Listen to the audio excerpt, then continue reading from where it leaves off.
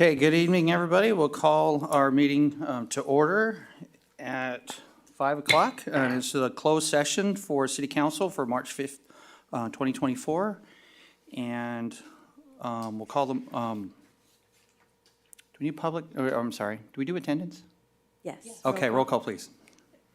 Councilmember There it is. Martinez. I'm like, where is it? Councilmember White. Here. Councilmember Voigt. Here. Mayor Pro Tem Lara. Here. Mayor Fenn. Here, thank you. Do we have any public comments for closed session? I have no written requests. Rudy, do we have any callers on the line? I have no callers on the line. All right, thank you. And Mr. Pinckney, can you read the items for discussion? Yes, the council will meet in closed session. Item B1 is conference with legal counsel, anticipated litigation, significant exposure to litigation, and that involves one potential case arising out of California River Watch's January 3rd, 2024 notice of intent to file suit. Item B2 is conference with real property negotiators, and the APN numbers are listed in the agenda. The agency negotiator is the city manager or her designee. The negotiating parties are the city of Beaumont as potential purchaser, and JRT BP1 LLC as potential seller. And under negotiation are price and terms. And then item B3 is public employee performance evaluation related to the city manager. And this is a conference with labor negotiators pursuant to Government Code Section 54957.6. The agency designated representatives are David Fenn and Jessica Voigt, and the unrepresented employee is the city manager. All right, thank you. We'll adjourn to closed session at 5:02.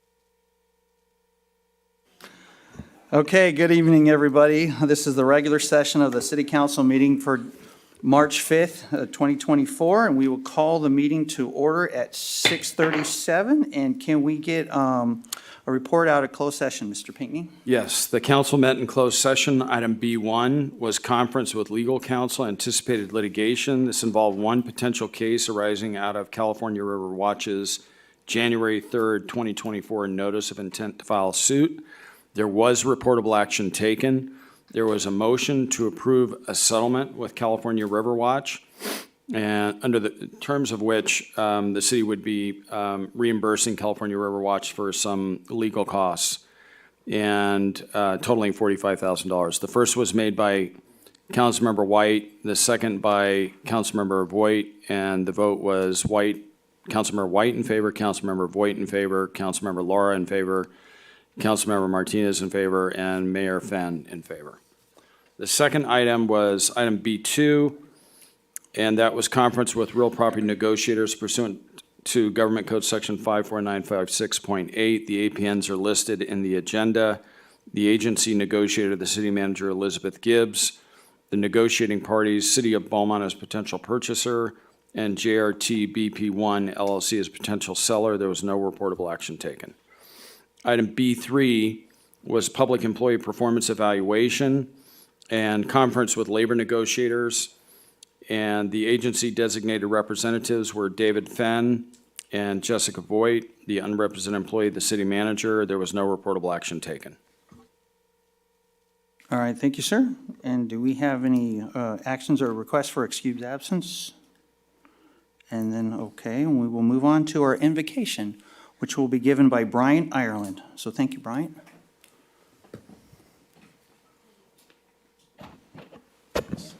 Thanks. Our Father in heaven, we are grateful to be assembled here this evening. We are grateful for this wonderful community that we are a part, and for the many blessings and opportunities we have here. And we are grateful for the rain that we are receiving, and ask a blessing upon all those that are looking to protect property, that they may be successful in their efforts. And we're grateful for those that serve here in this council, and ask for thy blessings upon them and the decisions that they need to make, and as they work and counsel together, that they may be blessed with wisdom and insight into the difficult things that come before them. And we ask for thy blessings upon their families as they serve and work here, that they may be watched over as they are away. And we are grateful, Father, for our law enforcement and for all that they do in our community. We pray for their success in reducing crime and in their protection, and ask for thy blessings upon their families as well. We thank thee for our freedoms. We are grateful for our opportunity to vote.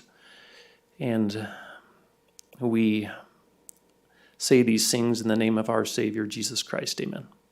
Amen. Thank you, Bryant. And then Councilmember Voigt will lead us in the pledge. Please join me in the pledge. Ready? Begin. I pledge allegiance to the flag of the United States of America and to the republic for which it stands, one nation, under God, indivisible, with liberty and justice for all. Thank you again.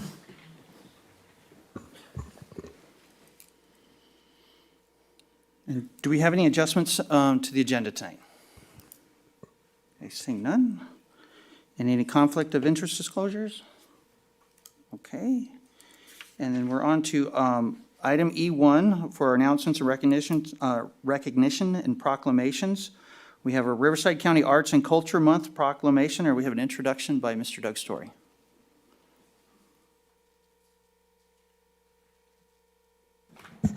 Good evening, Council. We are excited to be able to present this proclamation for you tonight, as it is Riverside County's Art and Culture Month. As part of that, we want to use this as an opportunity to share with our community just some of the fun things that we have in terms of what they can get involved with through our recreation programs and our recreation department. We have, for our senior crafts we did this month, or we're doing this month, we have sock bunnies for the Easter time that's coming up. We have our Mom Walk Collective that's doing a felt burning hat. We have different craft club classes that they can sign up for. One of our important cultural events for this month is going to be our Shamrock Jam, where we celebrate and have some fun Irish times. That's going to be on March 10th at 5 o'clock up at the CRC. We have an Irish band, and we have a lot of fun vendors and food and craft lounge and some of the fun groups that are going to be selling some fun stuff for us. So that's going to be a great night as well. For this month, we are going to be doing a Chalk Your Walk opportunity for the community. They can come to the CRC while supplies last, and they'll be provided with a little bucket that has a bunch of sidewalk chalk on it, and we encourage kids to make a fun design in their driveway. They're going to post it on our social media post, and then the community can vote on who has the most awesome chalk design on their driveway. So that's going to be just a few of the things that we can do for this month. It is a fun thing to be able to offer these services for our community, and it's a great time to partner with the county as we celebrate arts and culture in our area. So we also have a proclamation. I think you can read that for us tonight. Thank you, Mayor. Thank you, Mr. Story. So proclamation for Riverside County Arts and Culture Month, March 2024. Whereas Riverside County has emerged as a leader in arts and culture, and whereas the encouragement of local artists and the steadfast support of the arts community are deemed essential for elevating the quality of life in Riverside County and fostering economic stimulation through tourism, arts, and innovation. And whereas our vibrant arts and culture scene has been cultivated through extensive partnerships with local nonprofits, private corporations, cities, and strategic allies, collectively contributing to Riverside County's leadership in the arts.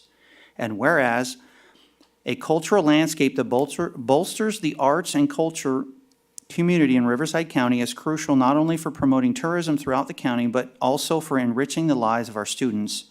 And whereas the County of Riverside values a dynamic atmosphere that fosters innovation, education, and outreach within the local art community, recognizing these as vital components for the success, health, and advancement of our county. Now, therefore, be it resolved on behalf of the City Council, do hereby proclaim March 2024 as Riverside County Arts and Culture Month. Proclaim this day, March 5th, 2024. Thank you. All right, and so we will move on to item E2, and that is recognition of 17 years with the City of Beaumont for Mr. Kyle Warsinski, and that will, our introduction for that will be by Christina Taylor. Thank you, Mayor. As you said, recognition of one of our long-standing employees here, Mr. Warsinski.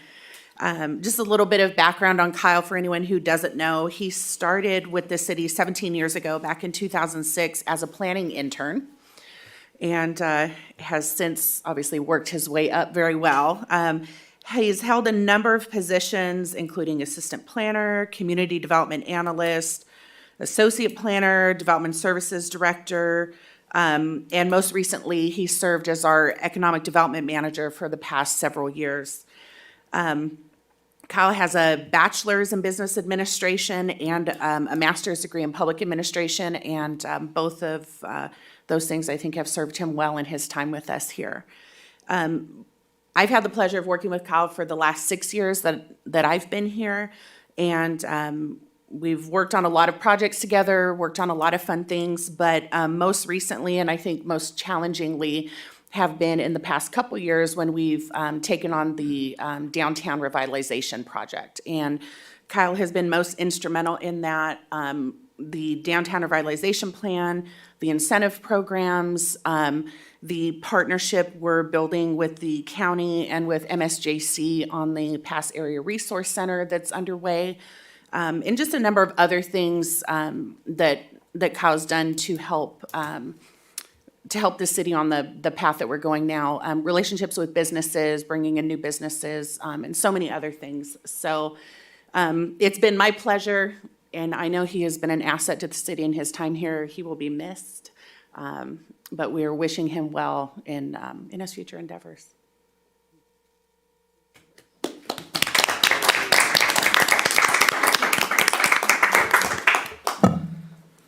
I wrote this huge speech because I know that Councilmember White loves when I speak on the microphone, and I decided that just the feeling. And I realized like halfway through this long speech that it wasn't going to go well, and it almost seemed like I was writing my own funeral speech, and I was like, that's not how it's going to go down. So I made it very short and sweet. I want to say thank you. I want to say thank you to the residents, thank you to staff, which I've had the opportunity to work with over the years. Thank you to all the business owners who have invested in this community and gave me the support for the 17 years that I've been here. Huge thank you to my wife, Kristen, my two sons, for their support. They're probably watching. They think we're really cool because we're on YouTube. So I don't know if anyone young told you that, but like if you get on, you show them you're on YouTube, they think like you're one of the content creators or something like that. So when I started here, I was just a young adult interested in city government. If you would have told me what I'd experienced over the 17 years that I've been with the city, I'd have never believed you. I mean, we saw really good things. We saw a couple really bad things. Ultimately, it made me the man I am today. And I have the city to thank for that. It was a great time here with all of you. And you know, one of the best things in economic development that I can think of is that projects take forever to get done. But when they're done, I get to drive through and see that whenever I want. So I wish you all the best. Thank you for the recognition. Most importantly, last thank you goes to City Council for the support and encouragement you've provided me over my career here. Thank you.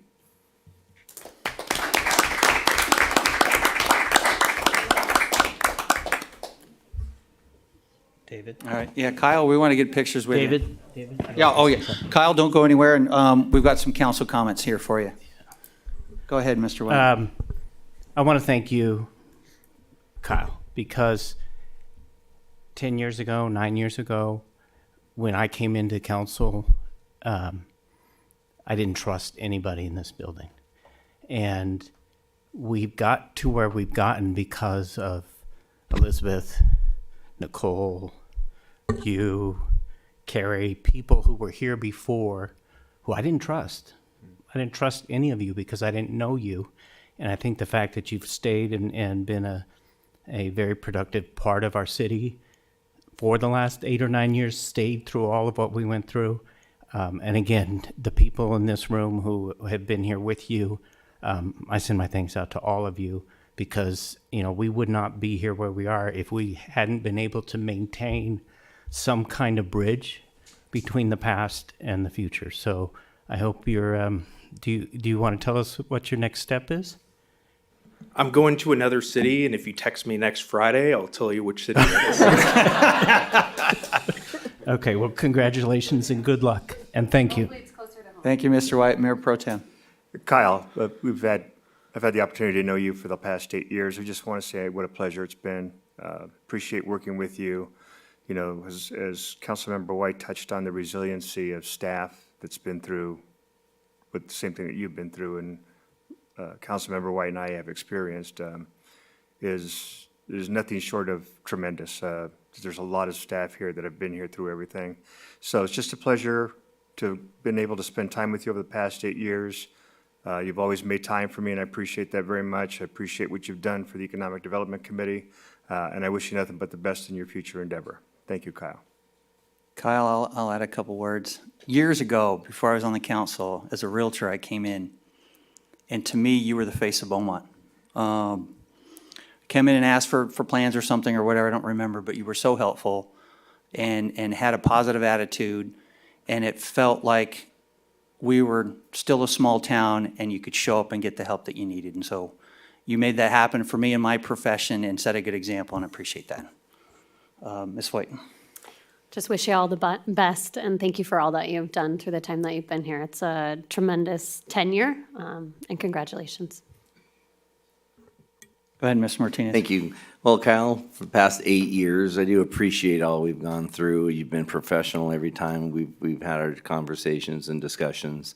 And, going back to the clerk days when I was here in those dark times, it was nice to talk to someone, and you were very professional and courteous about everything. So I appreciate it for all you've done, and I just want to truly wish you good luck on your endeavors. So good luck for you. All right, so make sure your new employer sees this video, right? So come on up for some photos.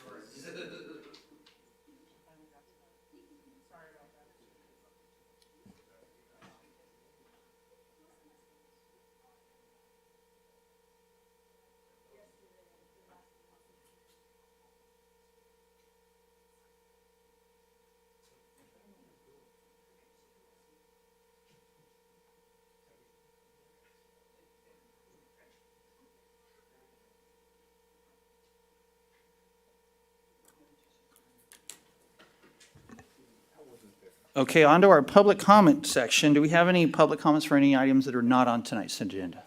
I have no written requests. Rudy, do we have any callers on the line? I have no callers on the line. Okay, thank you. So we'll move on to the consent calendar. Do we have any items that are to be pulled for discussion?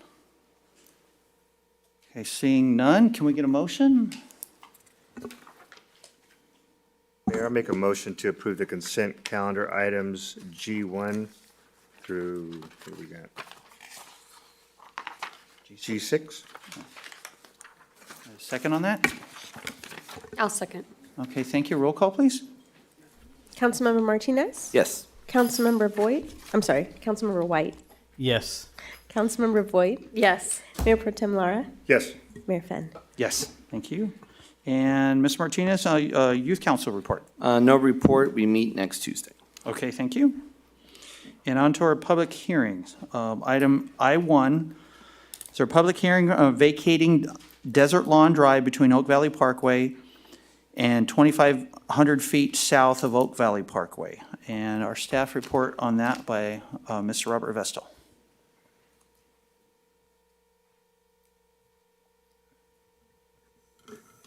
Can I get my computer screen up? Thank you. No peeking. Good evening, council. The item before you is a request to vacate a portion of Desert Lawn. The vacation is part of the conditions of approval for plot plan 2018-0119. Beaumont Landing is required to realign Desert Lawn within the project boundary. The vacation is the second action required to complete this realignment. The first action occurred on February 6, 2024, where City Council accepted the highlighted portion of Desert Lawn. This is the new alignment. However, the old alignment still remains.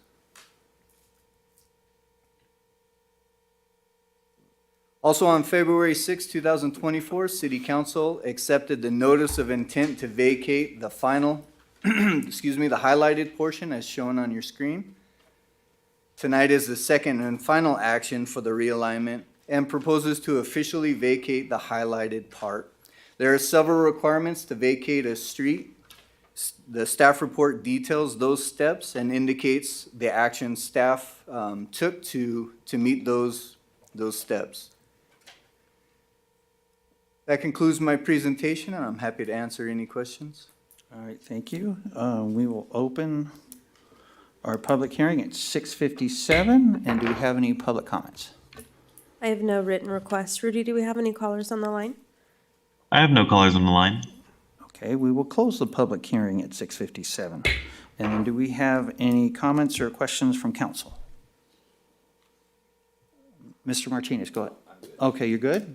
Okay. So it looks like no questions. Can we get a motion? Sure, I'll make a motion to waive the full reading and adopt by title only a resolution of the City of Beaumont vacating the right-of-way easement on Desert Lawn Drive south of Oak Valley Parkway. I'll second. All right, thank you. Roll call, please.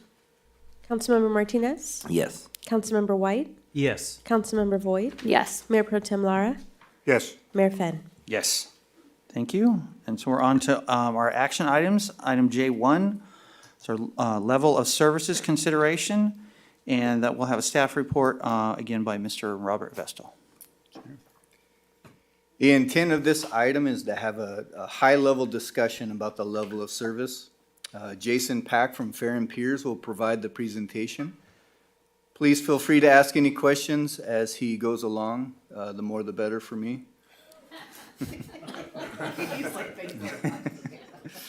After the presentation, I want council to feel free to steer the discussion as needed.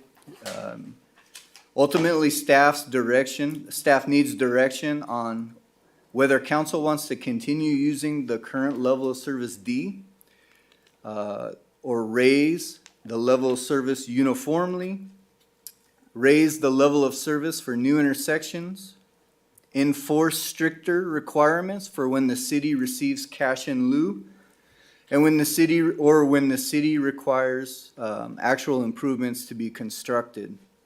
Just keep those in mind as I turn it over to Jason. Yeah, thank you, Robert. So it's nice to be here. Little green light, there you go. There we go. So again, I'm Jason Pack. I'm a principal with Fair and Pierce Associates, registered traffic engineer in the state. Been doing this for about 25 years.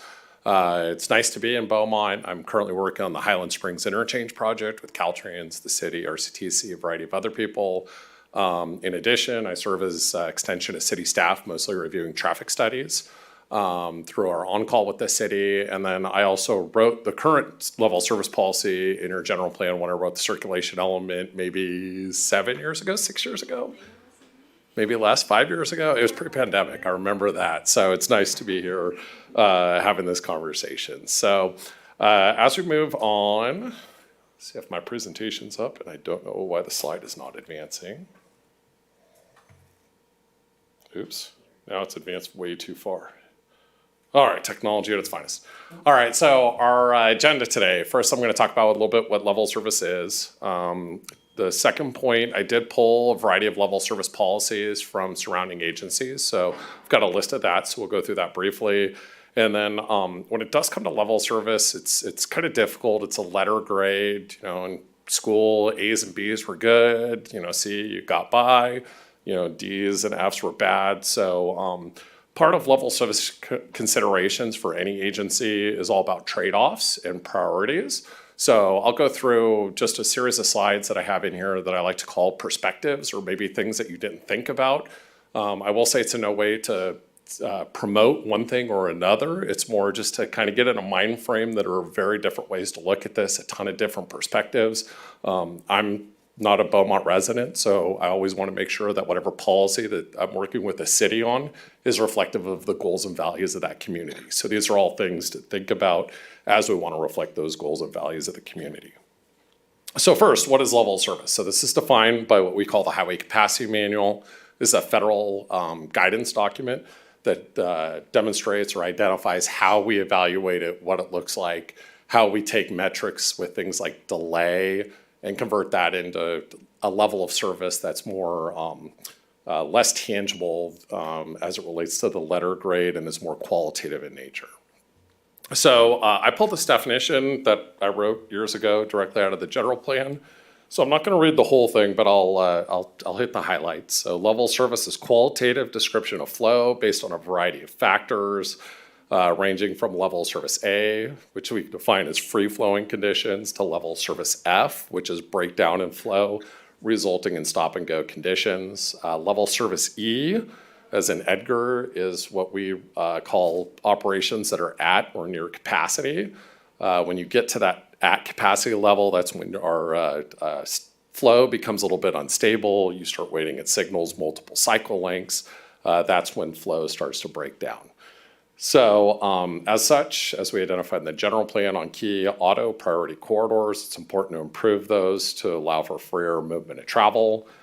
We did identify that in key areas, and particularly 6th Street in the city's downtown, sometimes congestion is a good thing. That means there's a lot of people activity, and you definitely want to treat those areas differently than other areas of the city.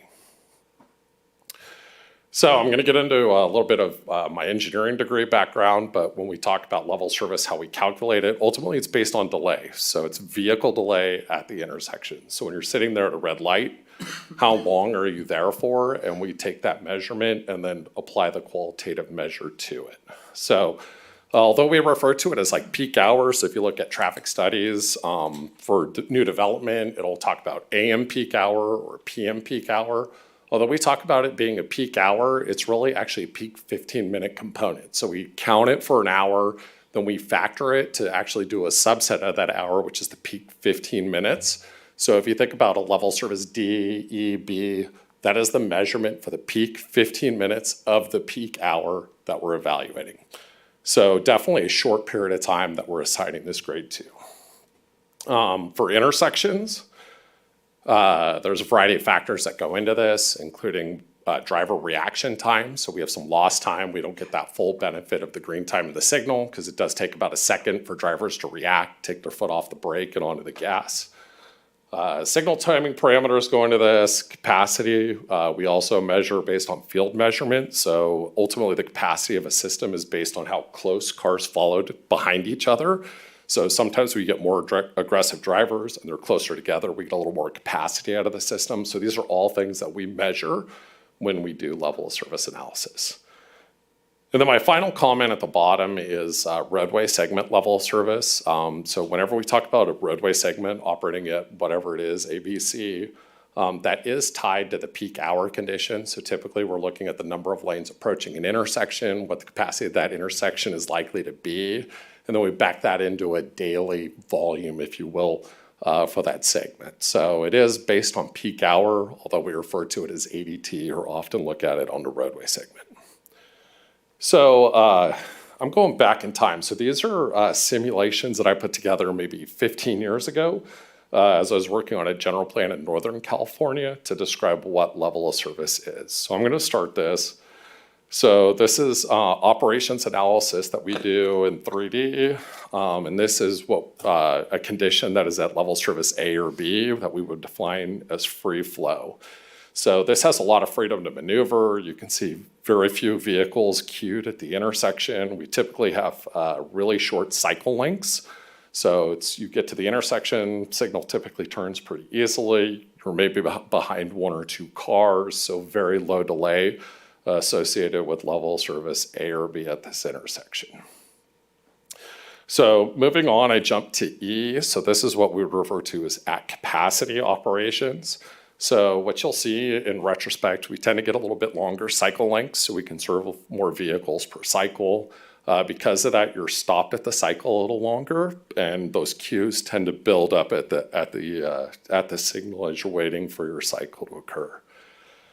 Occasionally, you'll also see that not all movements and not all approaches will be able to be served on a single cycle. When this starts to break down during that peak 15 minutes, you can see the approach it's pointed out right now. That queue is pretty long.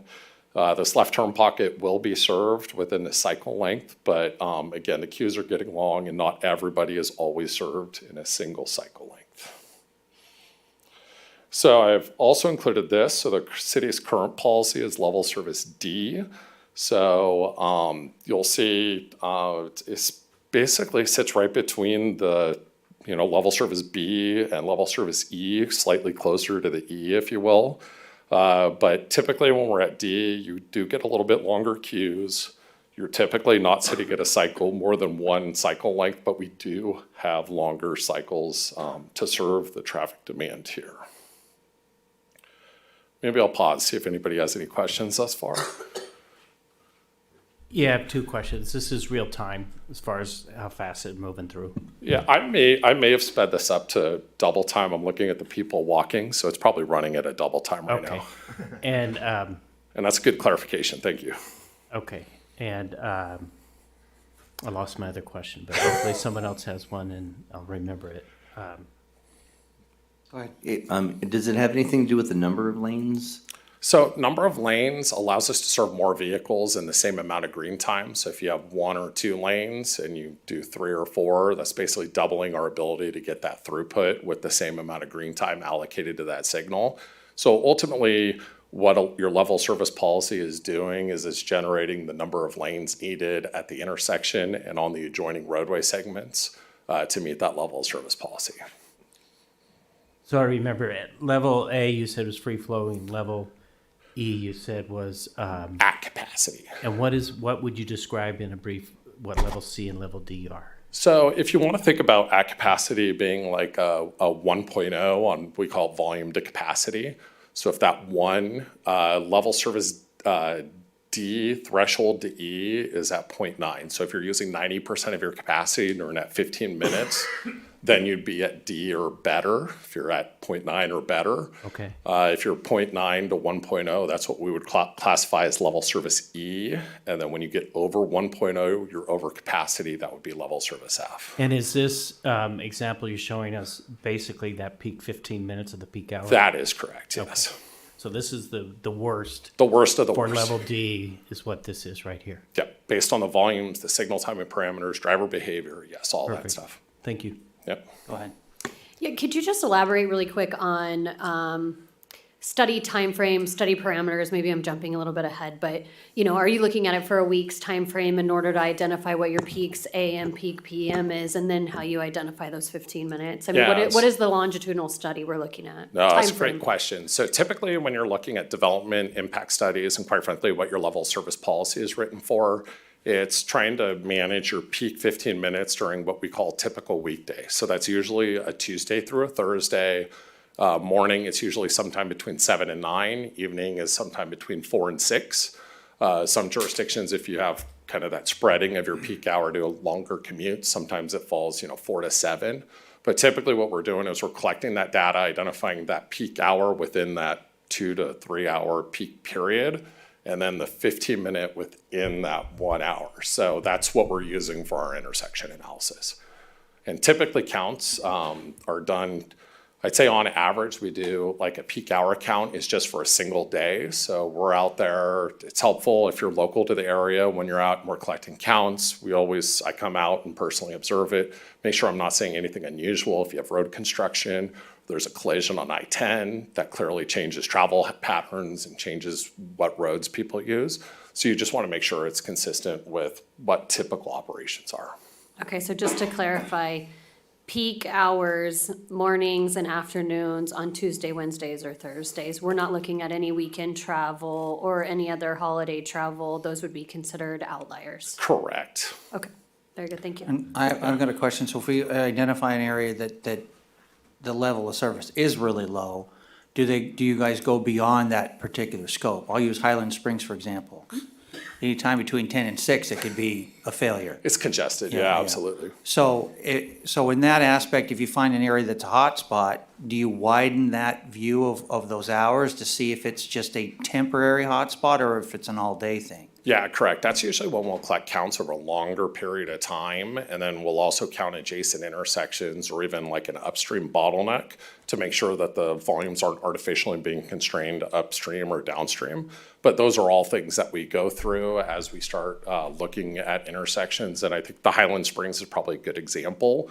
Instead of just doing a peak hour assessment, that specific interchange, we're actually studying the entire, actually 2-hour period in simulation to see how the queues over the entire 2 hours affect that peak hour, the peak 15 minutes of the peak hour that we're looking at. So we pull the metrics for the worst of the worst, but we are looking at how it spreads out and how that spreading influences that peak period. All right, because that's good to know, because sometimes people can deal with a 15-minute situation, but if we've got a several-hour situation, then Correct. it's worse. Yep. Any other comments or? Go ahead, Mayor Pro Tem. when you look at peak hours for during the week, right? When you have something like Highland Springs is probably the best example, and you have a infill development that wants to come in, they do their traffic analysis, and let's just say Highland Springs is already at an E when it should be at a D, and that developer or that new development would have to bring that intersection or street, if they were near that, up to level of service D? That is correct. That's the way the current level of service policy is written. And then as the city or myself, when I'm under contract to do it, we look at those traffic studies. If the intersection is operating at D, your development takes it to E, then we're working with the city to write conditions of approval or put in your development agreement, whatever your contracting mechanism is, to require the developer to bring that back to a D or better. Doesn't that usually require an increased capacity or not always? So sometimes we can do it with signal timing. So correcting signal timings or improving them can improve capacity, but I'd say probably 8 out of every 10 times we're looking at adding a lane, restriping it because the lanes are striped in a less efficient way. So those are the types of treatments that we're looking at. Okay. But I'd say you're correct. 8 out of 10 times I'd say you're probably looking at added lanes at the intersection to improve the level of service. Okay. All right. Mr. White? So, as Mr. Lahr pointed out, if a developer comes in and we're level, what is the level, what would you say LOS at Highland Springs is? So I'm looking at it, so I actually looked back at this before I came tonight. Most of the intersections are at a D as in dog under today's conditions. I think some of the upstream and downstream intersections, 6th Street or Ramsey and Highland Springs or 1st Street, those are also rather congested. And then when we look into the future with future traffic, we are seeing degradation on Highland Springs to E or F in the future. But I'd say right now it's at a poor D. It's at a what? It's at a poor D, so it's Okay. D bordering on E. Okay. So it's a level D, and then most of those other ones you mentioned were at level D already, and not a poor D? They're also at D, sometimes a poor D, yes. Okay. So if I understand Mike's question and your response was that if Highland Springs is at a level E right now, and a new developer comes in that's going to have an impact on that, we're going to require that developer to go from an E where it already is before their development up to whatever level of service we determine. In this case, the city's level of service is D. That is correct. So if we change it to level C, then that new developer is going to have to put in the mitigation to bring that Highland Springs up to a level C. That is a correct statement, yes. Okay. And we may be getting ahead of what you're going to show us, but you can pricing it out. It's not the word I'm looking for, but you could get to a point. You do level A. You're not going to have any new development, right?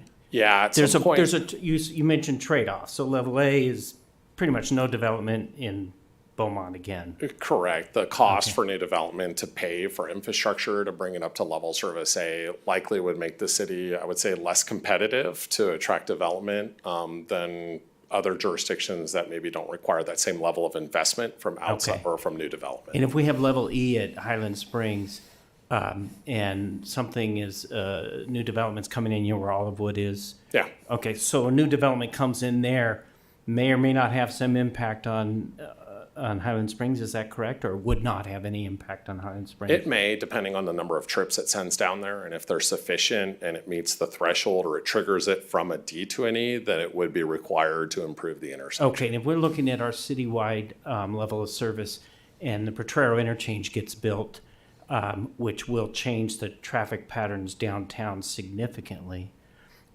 then those level D, poor Ds are going to go, or are probably going to, move up and do better, even as far as Highland Springs would be impacted with a Potrero interchange coming in. Yeah, I think there's less impact on Highland Springs from Potrero. I think Potrero is really going to help out Oak Valley to some extent, and also Beaumont California, Avenue? VLA, all that stuff. Beaumont Avenue as well? Beaumont Avenue, In Pennsylvania even? I would agree. Okay, thank you. I just wanted to add to Mr. White's, Councilmember White's comment. It's not just new development that's impacted, it's the city too. So if the city was to develop a street improvement plan, we would be subject to those same conditions. So if it's a C, we'd be designing it for a C, and we would have to maintain those facilities indefinitely at a C level. So if wait a second, when you say maintain it indefinitely, if more development comes in and now it drops from what we asked you to maintain it at, then the city then has to do mitigation to get that back up to what we've asked for. We would certainly consider that as part of developing our CIP process, but the actual physical maintenance of that road, there'd be more lane miles, there'd be more asphalt to maintain. The signals would probably be more advanced. Okay, all right, thank you. Okay, thank you. Ms. White? I apologize, I have one more question for you. Typically in what you see, how often are you reevaluating intersections, not just when development comes in, but is this something that you reevaluate on a 5-year plan, on a 3-year plan? Yeah, I would say most cities do not monitor it, and the times they're looking at it is when new development comes in. And the current city guidelines, if you add a certain number of peak period trips to an intersection, they're gonna require you to look at that intersection. So I'd say 99% of the agencies in the state of California are only looking at intersections as new development is adding a certain level of trips to that intersection. Did we do a level of service study with the general plan update? We did. So that's when we are going to be doing it. I would assume next time we do a general plan, we're probably going to do a LOS study again. Yeah, we don't look at every intersection for a general plan. It just gets really expensive to do that. But for the city's current general plan, we looked more at roadway segments. I think we looked maybe at 30, 40, 50 of them as part of that effort, with a focus on 6th Street as well with the downtown. And I apologize again, as a fairly new council member, how often is the general plan updated? 15 to 20 years-ish. How often is it supposed to be? Generally speaking, 15 to 20 years. It is a high-level guiding document, like the one that we just adopted in 2021 is projected out through 2040. We'll probably look at starting to update that again, maybe around 2035, depending on what happens over the next 10 years, right? That's sort of how you look at things and gauge it. With the exception to the housing element that we're mandated to update every 8 years on the RENA cycle. And then when situations like this come up, if we see a need in a particular area, then we have the ability to update certain elements of the general plan independently as opposed to doing the whole document together. I've got a question then on Ms. White, you good? Okay, so as our neighbors grow, and we've grown in the past and affected our neighbors, so I know it goes both ways.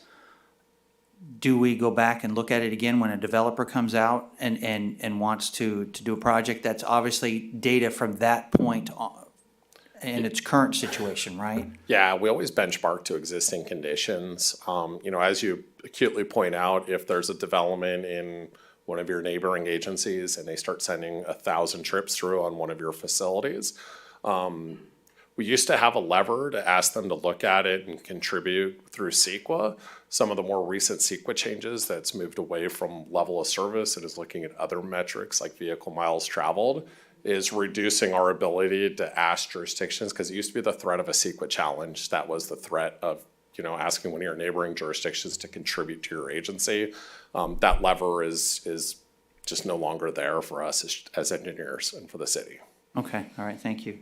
Sorry, you generated another question. Okay. So, vehicle miles traveled is the goal of our geniuses in Sacramento is that will replace LOS. Yeah, it already has from a CEQA review So perspective. why would we be looking at measuring LOS, and why are we discussing LOS here if we should be focusing on VMTs? So very good question. So right now, when I wrote the general plan circulation element, the freedom to maneuver or drive was a goal and value that we heard from city residents.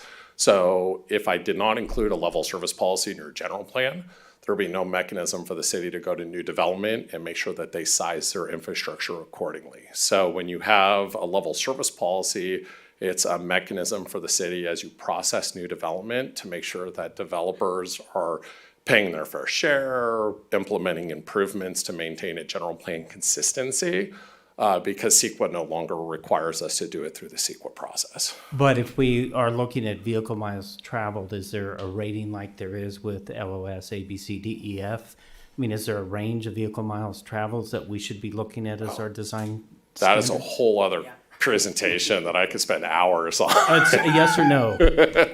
There's no graduation. Mostly the way we look at VMT is, are you as efficient, less efficient, or more efficient than existing development in the area?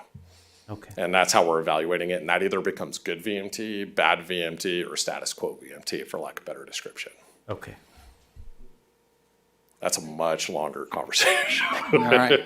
Thank you, sir. And if you've got more to, let's hear it. Yeah, so I'm gonna go through, these are just perspective slides. I always like this one with the iceberg that looks pretty small from the top, but it looks really big from the bottom. So this is just more of a kind of cleanse your palate or your brain from, I'll call it the traditional grades that we grew up with in school.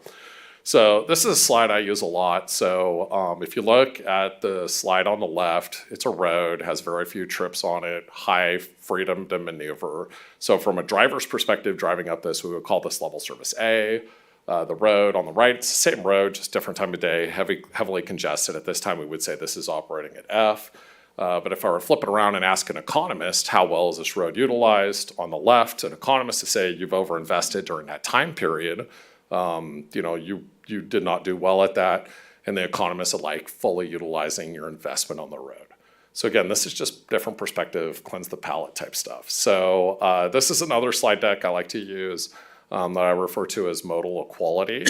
So in this particular case, you can see the space of this road, and the space of the road is fully utilized by the automobile, and you can see basically the space that it takes up. But if I pull everybody out of their automobile and just look at person space that they're occupying, it looks very different. And then if we reorganize that person space into what they would be in a bus, it looks like this. So this is not to say that everybody should be riding buses and nobody should be driving. But I do think it's a good recognition that where we live, how we travel is affecting the amount of space and allocation that we make towards transportation in our communities. Moving on, one of the other things we did as part of this effort is I asked one of our staff to just draw, I can't remember if it's a 15 or 20 mile radius around the city of Beaumont. And I said, every jurisdiction that radius touches, I want to see what the level service policy is. And then he sourced it off to the right as to where he got it from. So sometimes it's in a general plan, sometimes it's in traffic impact study guidelines. So, it's varying different locations. But you can see here, most, I would say, of those jurisdictions that we pulled are either using level service D or C as in cat. And when I looked at it, I didn't count it up or do any technical analysis on this, but I'm guessing about 30% of your neighbors are using level service C, and the rest of them are using D, similar to the way City of Beaumont is. Maybe I'll pause on this, see if anybody has any questions on what your neighbors are using. In Redlands, there are some Cs there, but I think that's a little bit out of date. But I do notice that most of the level LOS of Cs are the more fully developed cities. Yucaipa, Redlands, Moreno Valley. Is Riverside in here? Yeah, and I would say that, if you look at Riverside, they're at a D. They're pretty well developed. Ontario is actually at E, as in Edgar. I think most of that is they've got some constraints with the airport. And the 91 messes that up as well. Yeah, the 15 up there, the I-10, yeah, exactly. So, but this is a good just snapshot of what your neighbors are doing. So as it relates to their level of service policy. And again, there's no right or wrong answer. It's, in my opinion, it's trade-offs. So if you want to drive more freedom to maneuver, that's going to equal more lanes. More lanes has trade-offs, which some of my next slides are going to I noticed for banning, sorry, Mayor, just jumping in here, but I noticed for banning that there's a different level of service for streets and versus interchanges. Yeah, so it's interesting that they define that because Caltrans controls all the interchanges. So Caltrans doesn't have an adopted threshold or standard, but I can say that Caltrans typically uses D across all of the Inland Empire District 8. So it's interesting that they pulled that out. Their general plan is pretty dated, 18 years ago. So, I don't know the reasoning for that, but I noticed that as well. And then it's interesting to me too, when I see jurisdictions, I think Moreno Valley was on here, where they have a different level service for their roadway segments as opposed to their intersections.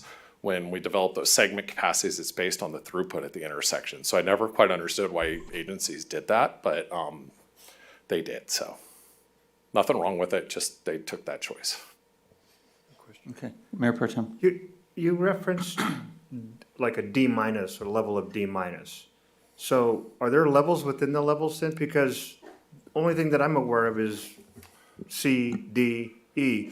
Because, and the reason I asked that is, some time ago, we had a development that came in, and they paid money, their fair share towards an intersection, right? So we have a level of service C. They put money aside for an intersection. Typically, you said cities don't monitor those. So the money sits, the level of service deteriorates, right? So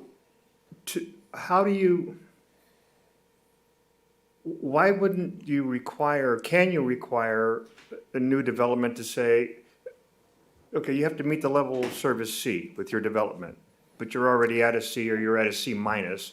So typically, developers don't have to do much of anything to improve bad traffic flow, right? At level of service D, D minus, D, it's.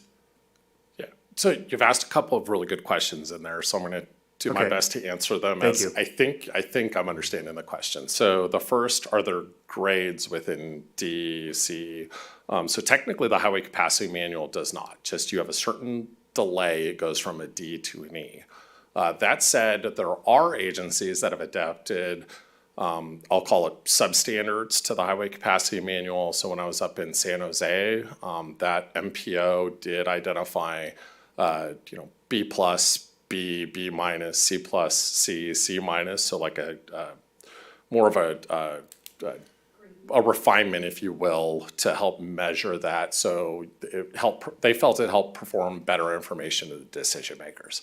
I would say that's not consistent with industry standard or the way it's defined in the highway capacity manual, but it is something that could be considered to help decision makers understand, am I at a good D or a poor D, without knowing exactly what they are, looking at the individual tables themselves. The other question you asked, I think, is, if you're at a C and you're adding 100 trips and you're changing, or you're adding 100 trips, and we say everything's fine because you're at a C, and then somebody comes in and adds another 100 and another 100 and another 100, and all of a sudden you go from C to D, which is your current policy, and then you go D to E. Kind of that last person in is the person that is required to improve it. So there are a couple ways around that. So first, we can deal with one of those through a comprehensive traffic impact fee program. So, and I don't know the last time yours was updated off the top of my head, but jurisdictions do that so that they can collect the cumulative dollars, if you will, and have a little bit more control about prioritizing where that goes. The second way we do that, or we can do that, is, and it's not built in right now, but in a level service policy or in your level service guidelines, you can identify certain thresholds of the amount of allowable traffic will allow before you have to contribute to improvement. So it's okay if it's at C if you're only adding 10 trips. If you're adding 50, we're going to make you contribute a certain amount to whatever the ultimate improvement is, and you can go through that process. So there's a variety of different ways that this can be addressed in a variety of different manners, most of which can be addressed in your traffic impact study guidelines. But I'd say current industry standard, especially in the Inland Empire, does not make those distinctions. Yeah, I'd like to add to that real quick.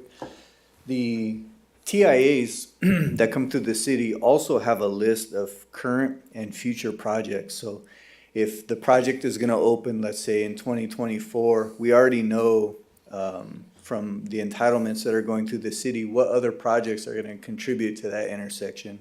We also forecast out to, I think it's 20 years, generally, for any project that's gonna be in the city and that affects that intersection we're looking at, we're modeling it with that project in mind. So we're not generally blindsided by future projects. So instead of having a formal impact fee program, they're incrementally collecting it through a fair share contribution. So on the TIA, you mentioned, so you're collecting money cumulatively is what you said. So that's as each new development's coming in, you're changing that because you're doing a traffic impact study just once or every 5 years or? Every time a new project would come in. Every time a new, okay. Yeah. And then, drawing a blank again. So, go ahead. All right, well, I think we're back to, unless you got something, Ms. White? I mean, have we ever done a fee study on something along those lines? Maybe We're- that's where Mr. We're in White the was going process of with it. updating our development impact fees right now. Okay, and that includes a traffic impact fee? Yes, and that's another mandated, I believe it's an 8-year cycle as well, or at a maximum of 8 years, it has to be updated before we hit that 8-year threshold. And I think we're at year 7-ish right now on the last time our fees were adopted. Okay. So I do remember my question there. So a real life example, we have the area across on Brookside, which was proposed as a Beaumont Summit area. That's housing development. And that is already agreed to, and I would assume we did this through everything we're talking about today, that $1 million goes into Brookside. That was how many years ago? So are they held to $1 million until they ever build those houses? So that typically would be documented either if it's conditioned on them to make the improvement at a certain threshold, they would be responsible for the complete cost of that. If it was conditioned, and in this hypothetical sense, for $1 million, if that's what's in their development agreement or their conditions of approval, it serves as a contract. So they would be held to that unless you built in some sort of an escalation So factor. it is, for your information, it is $1 million.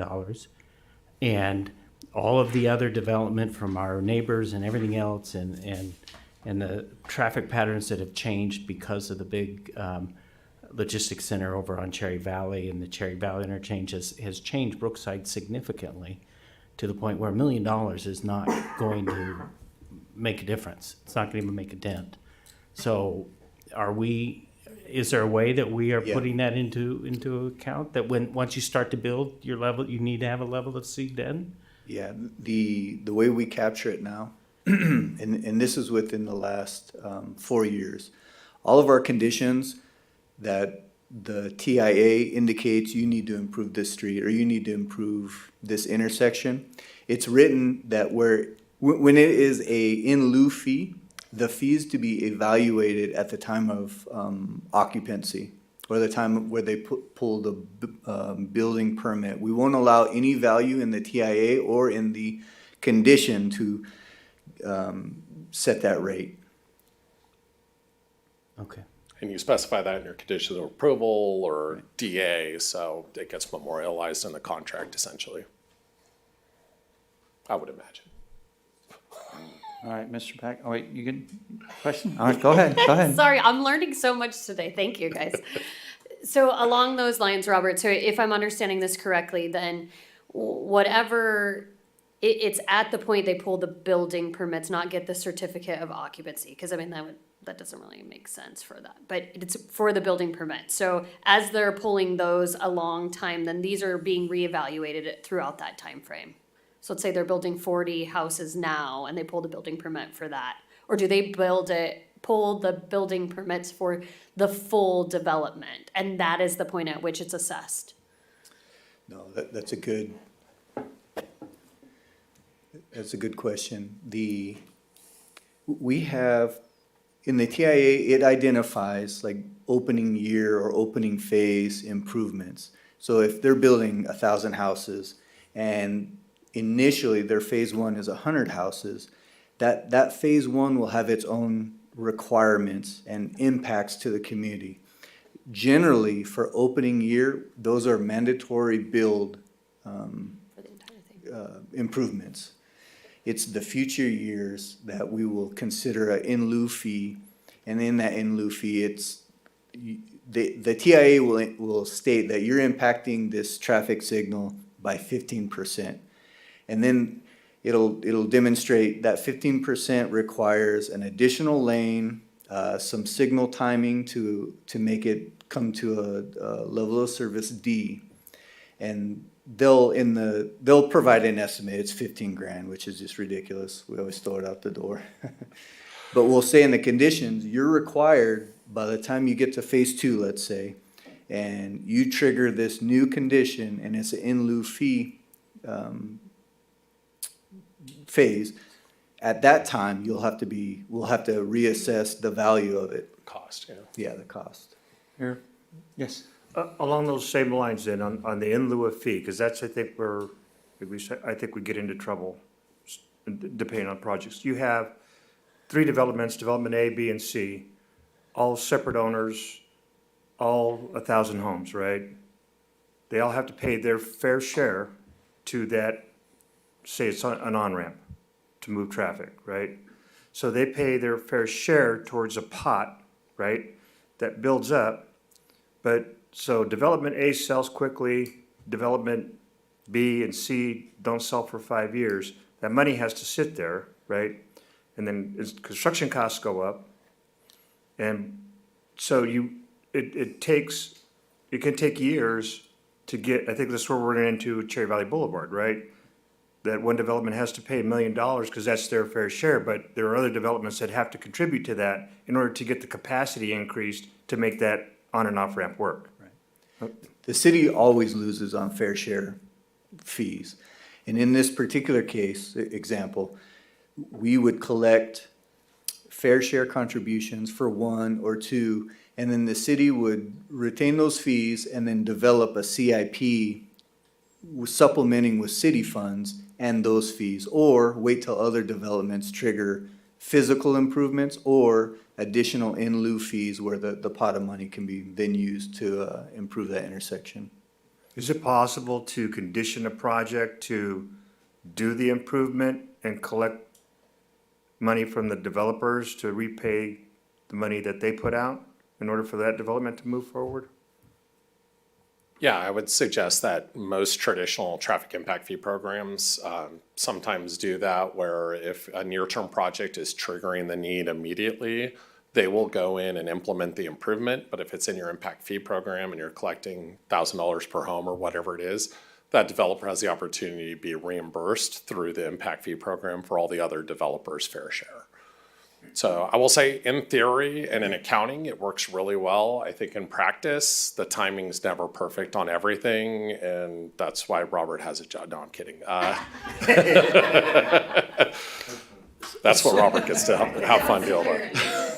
So if the example we've heard from Mike and from Robert is that in lieu is not a good way to go, is there another option? I think that would be a council's judgment. As you require stricter physical improvements, you're impacting what a developer is willing to build in the city. It's trade-off. Right. So we could go with no in lieu of period, but it's going to put a big ticket price on development in Beaumont. Yeah, absolutely. So we, including Jason, try to evaluate a project's impact throughout the city. And generally, the rule of thumb is once a signal sees less than 50 trips, however far that takes, that signal is no longer considered directly impacted by that development. But even at 50 trips per day, it could still impact it 5%. And if we see that in the TIA as this development is impacting this traffic signal 2 miles away at 5%, if we went to everything had to be physical improvements, they would be redoing that intersection regardless.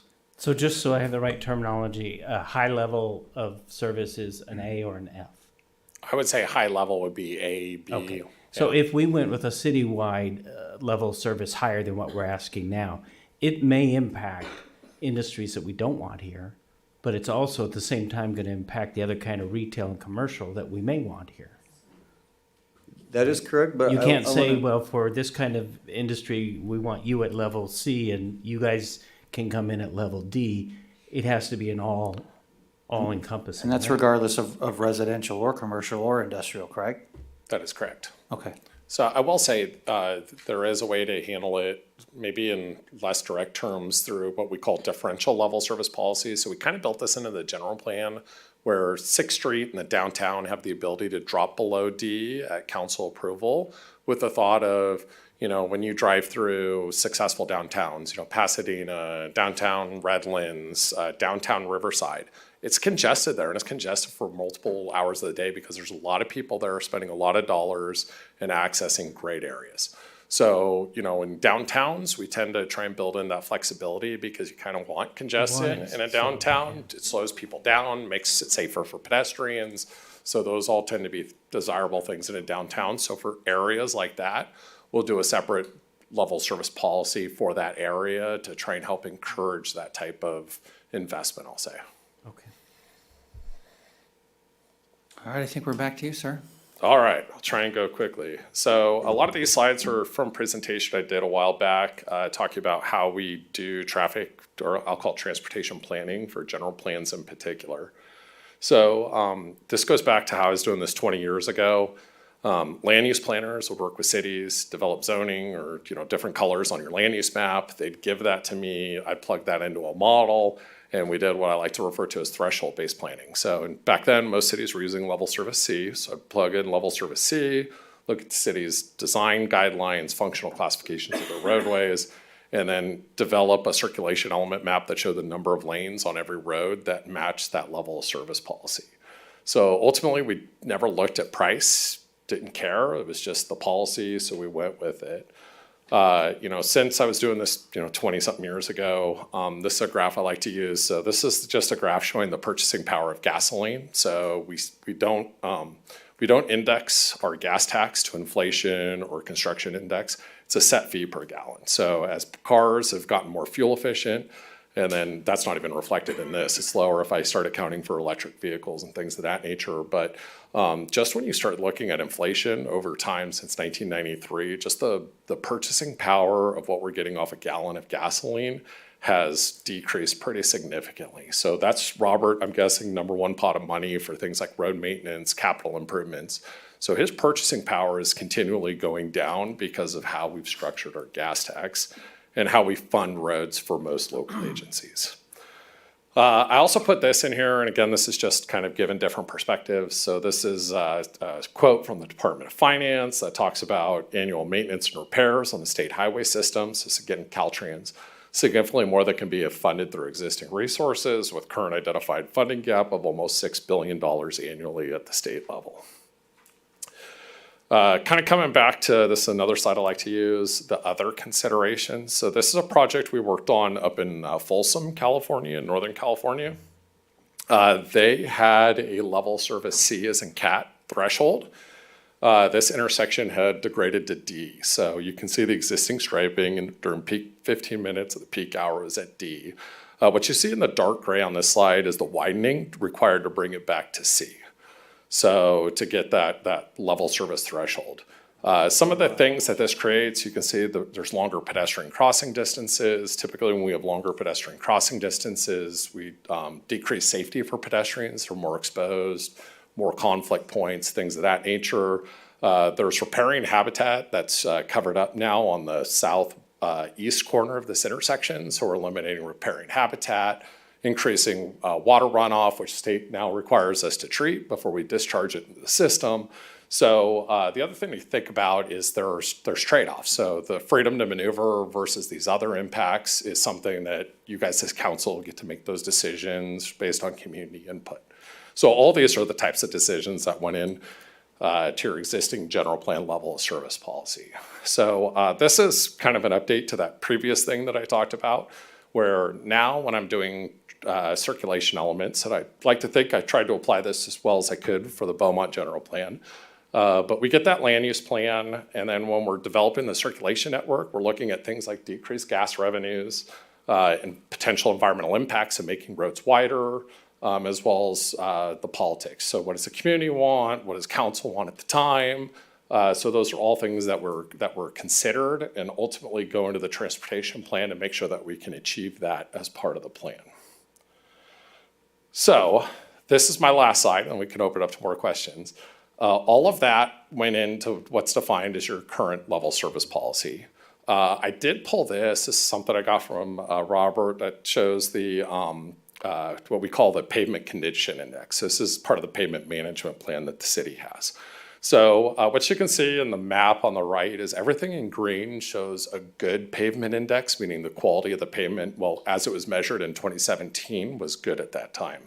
Purple means, I think, fair. I have to put my glasses on. And then the orange and the red are poor or failing as far as the quality of the pavement goes. So what I found interesting on this slide is your newer developments are doing pretty well as far as the quality of the pavement, likely because new developers repaired them when they put new development in. But most of, I'll call the historic areas of the city, have poor pavement quality, which tells me that there's some level of deferred maintenance from the city, likely because of funding constraints tied to the gas tax and the declining purchasing power of the gas tax. So all these things go into our consideration because as we start looking at, say, improving or raising the level of service threshold from D to C, that does typically increase pavement width, typically increases the amount of pavement that we need to maintain, which then puts an additional burden on the city for maintenance after it's constructed. So with that, that is my traffic engineering 101 lesson on traffic engineering. And if you all have a California driver's license, you are all honorary traffic engineers now. So, and I'm more than happy to open it up to questions. All right, thank you, Mr. Pack. Let's go to public comment, see if we have any. I have no written requests. Rudy, do we have any callers on the line? I have no callers on the line. Okay, thank you. Mr. Pack, can you pull up that last screen with the map there? Absolutely. This is from 2017. We've done. Yeah, I was gonna with say, we've council's done direction. improvements, but. Correct. I just wanted to point out, I moved in here in 2003, and everything in green is new construction since then. Just, just to show that if the developer's coming in and putting in those roads for those houses, they're 20-year-old roads is all, and then the multicolored, that was Beaumont prior to 2003. But I know that we're on round 2 of street developments and so forth, so I know it's gonna look better than that. I do have a question though. In reference to cities who maybe have made a change to their level of service or have different areas within their city, I think of Highland Springs, for example. How do we improve that when the only way I could see that perhaps it would happen is you're dealing with eminent domain to be able to cut into somebody's property to widen the street and so forth? That example that you had, there were some vacant fields there in Folsom. That makes it a lot easier to deal with versus having a building just a few feet from the curb, and so forth. Obviously, that has an impact on what a city can do. Do you have any examples of that in your knowledge recently of a city coming up against that and maybe they have a multifaceted plan? Yeah, so there's not much you can do without invoking eminent domain. I can tell you as part of our Highland Springs interchange effort, we're able to reconfigure the interchange, a couple different ways to really improve at least through the interchange. We're still seeing Ramsey and 6th Street as well as Ramsey, 6th Street and Highland Springs, as well as 1st Street and Highland Springs as being choke points that are going to be congested in the future, and we can widen them out to the existing right-of-way, but it is going to require additional width to achieve better than level service E in the future at both those intersections, what we're seeing as part of that interchange study. Yeah, because it used to be where if you're heading south on Highland Springs, it got rough once you hit 6th Street, but now it's all the way back up to 8th at times. And so that's just, it's us growing, our neighbors growing, and it's everybody growing. And when we were doing planning 20 years ago for a lot of the ultimate right of way for some of those buildings that were built, it was set to what they thought was going to be the ultimate need, and then it succeeded that in some of those locations. Additionally, staff is developing a CIP to explore using smart technology for those intersections, where we're using emerging technology to really control the flow of traffic a little bit more than what the timing system can do right now. In addition to that, providing alternate methods of alternate paths, like extending 2nd Street, widening Penn Street, should have some impact. Portrayal connection all the way across, I think will be helpful. But yeah, no, those are all really good points. And, one of the things you brought up was signal coordination. So, I'm going to be kind of put on my realist hat. It's amazing to me that we're in 2024 and Caltrans software cannot talk with city software when we're coordinating signals. It just baffles my mind, but that's where we're at. And that's part of the complication. And, there's ways to get around it. And what he's talking about does help, because if you look at signal progression and going down a corridor, we call it a clock drift. If a clock drifts out of the coordinator pattern, just that throughput doesn't occur and you don't get that same level of service out of the corridor as you typically would. Okay, and the last question I have is, when it comes to freeway on-ramps and signaling to enter or to get onto the freeway, is that looked at too, and are we negatively impacted on the street level from that? Because I would imagine it helps the freeway, but if that queue to get on the freeway gets backed up even further, it's just gonna blow us up even more. Does that get looked at in a traffic study for a new development? So you're talking ramp meter specifically? Correct, yeah. So Because I've heard that conversation come up recently, but I don't know if it's something that's gonna be, if it's mandated by Caltrans or something like that, and it's coming our way, are we ready for it, or and that sort of stuff? Caltrans typically isn't worried about the ramp meter unless we're doing an interchange design, in which case they want the ramp meter and the storage behind it to be able to not back up onto the local streets. And then Caltrans will even put in sensors so it'll flush it and turn off the ramp meters if it has the potential to back to the local streets. So it's So something they want their queue to be on the ramp itself in a sense? though, Correct. right? The Okay. ideal is build the ramp to satisfy the queue, and then add sensors so that if for some reason you get an anomaly and that queue builds back, flush it onto the system before it backs onto the local roadway system. Good to know. That's typically how it's working. So we typically don't look at it in traffic studies because that's typically not the bottleneck. It's usually the intersection to the ramp meter that's the bottleneck. So that's typically what we're looking at in development traffic studies. Okay, thank you. All right, we'll go to Mr. White and then Mr. Martinez. Technology and also different designs. I think Cherry Valley and Highland Springs are both looking at diverging diamonds there. In Temecula, Marietta, RCTC is putting in the smart freeways to coordinate the on and off ramps. Correct. So those are things that we could do to help raise level. Do roundabouts do anything to raise or lower level of service? Yeah, so roundabouts are great in the right situations. So if you have a high percentage of left turns at an intersection, those cars have to stay in the roundabout for 3 legs, and it tends to decrease the capacity of a roundabout. So if you don't have that situation and you have either 1 or 2, I'll say through lanes approaching an intersection, typically I would say a roundabout tends to operate better if well designed than a signal would. I will also say, probably been involved in, 100 roundabouts, maybe over the last 15 years. Many times we're redesigning bad designed roundabouts than we are developing new designs for roundabouts, because there's just a lot of them out there that are poorly designed, require you to make a lane change in the roundabout. That's another presentation. Yeah, for and another time. Morongo's roundabout, if you can see the cars coming, is messed up. I mean, you need to not see the cars coming, because then you're not sitting there going, oh, that car's going to get to me. For people. And they require a lane change. We call it path overlap, but Yeah. they have it designed incorrectly where there's a path overlap, and then they do a grade change and a pitch change. So it's like a horizontal and a vertical curve. It's weird. It's not how, I don't think we design roundabouts So anymore. now I'm almost going to promise this is my last question. It's going to be your hardest one. You're a council member, You took my question. and you have to decide whether we go from a citywide level service D to a level service C. And you talk about trade-offs. I'm altering. What are you thinking are the biggest trade-off? I mean, there's a lot of trade-offs that we need to look at, but what are the biggest trade-offs that we should evaluate before we make that decision? So if we're talking C to D, biggest trade-offs in my mind would be potentially limiting development, especially in areas of the city that are congested. My other trade-off would be all of your or many of your roads likely will end up with more lanes, which tends to increase your environmental impacts. and increases maintenance cost. An eminent domain in our cases could be. If you a big need to issue. maintain it like on Highland Springs at 6th and at 1st, or on Ramsey 6th and then down at 1st, I would say you're looking at eminent domain to achieve a C at both those locations. Got it. Okay, thank you. Mr. Martinez?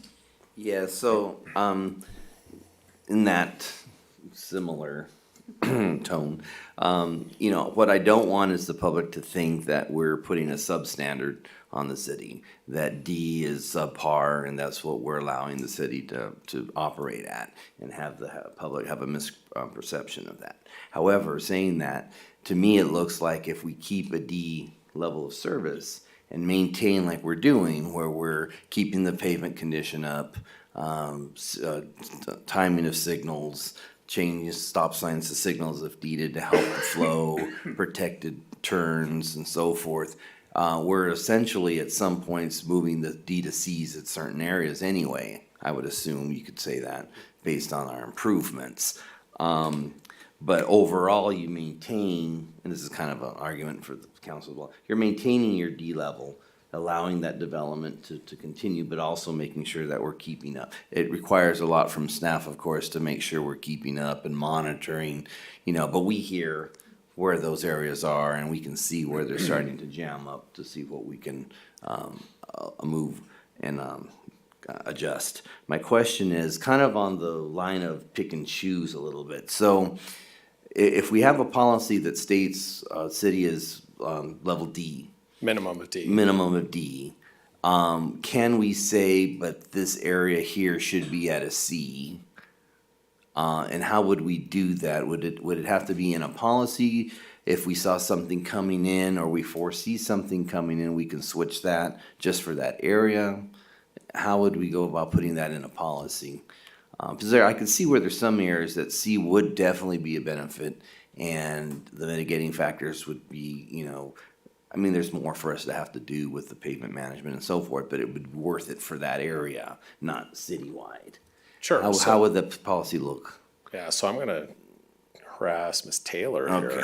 So in an ideal world, you go back, adjust your level service policy in your general plan and do a general plan amendment. You're allowed, you're allowed 4 per year. Sorry. So I can never remember how you incorporated. So because of the way you're incorporated, you're allowed 4 general plan amendments per year.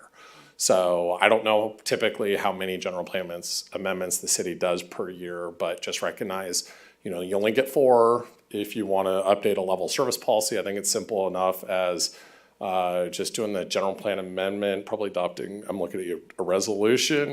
It is a resolution to amend the general plan. So we would go through whatever process of updating the circulation element, whatever components of that we wanted to update. Typically, if we were doing that as part of a general plan update, there would be some sort of public outreach. It is a public hearing process. It would go to planning commission and city council.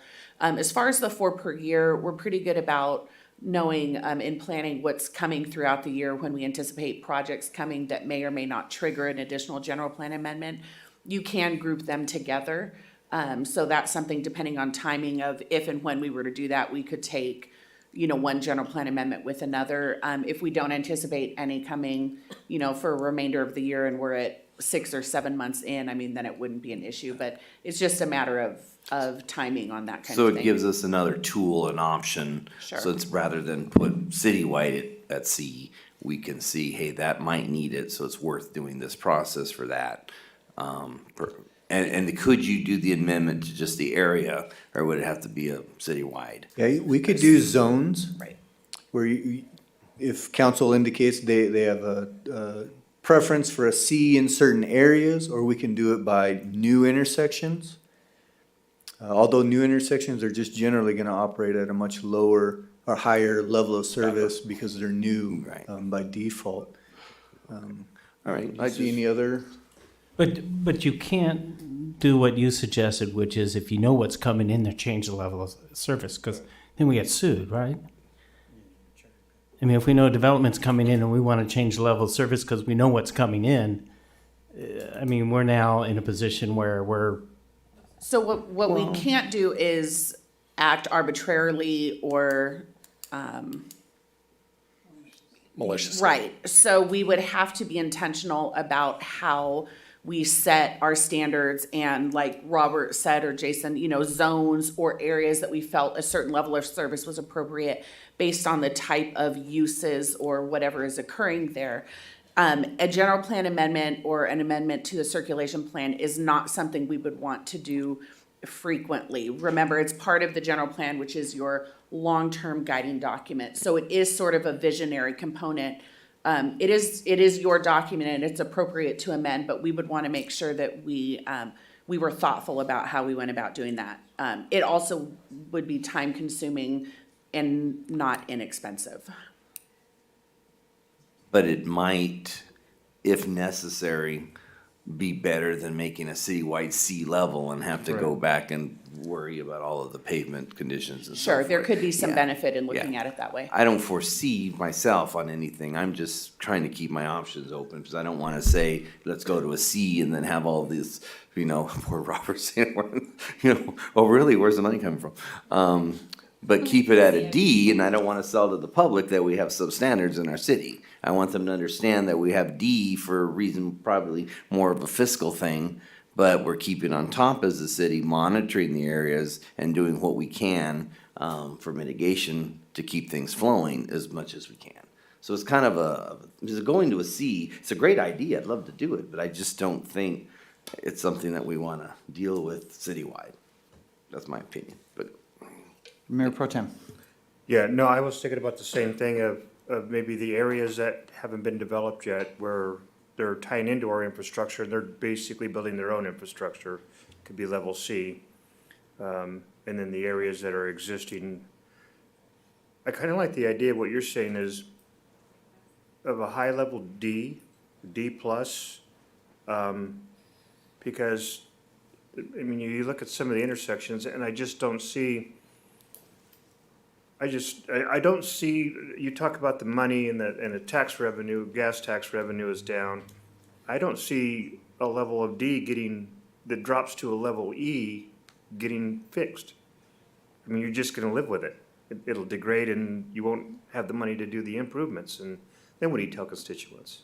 What would you tell your constituents if there was traffic trouble, traffic problems? That's the number one complaint that we get, is traffic. And Yeah, I totally hear where you're coming from, definitely understand. I think there are mechanisms, I think Highland Springs is partially funded through TUMF, right? So we do have some regional programs, obviously with Portrera, you went out and got federal funding for that. So there's other avenues besides the sales tax. That's the most reliable one, even though it's dwindling.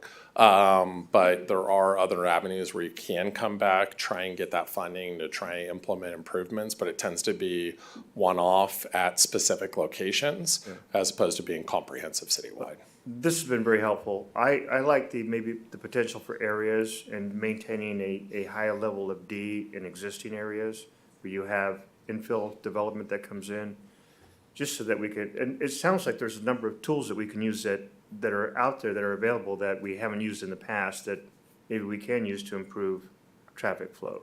So If you want to pursue like the zones, then I think you would have to direct staff to evaluate what those zones would be, and it would be indiscriminate against any development in that zone. Well, could we, because I don't think council would know what zones other than the ones that are where you hate driving through. So is there a study that can be done? And obviously that's expensive, so I don't know if I'd get any traction with that, but.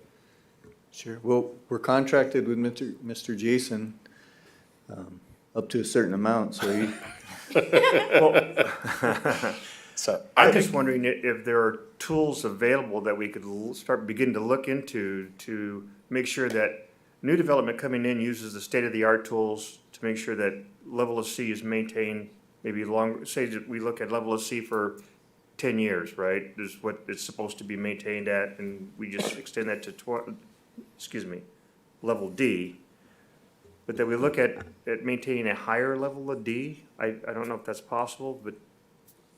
Yeah, I think it's something we could look into as a potential. I think one of the other things we can do is We could also look with public, or work with Public Works to look at what your current street standard design guidelines are.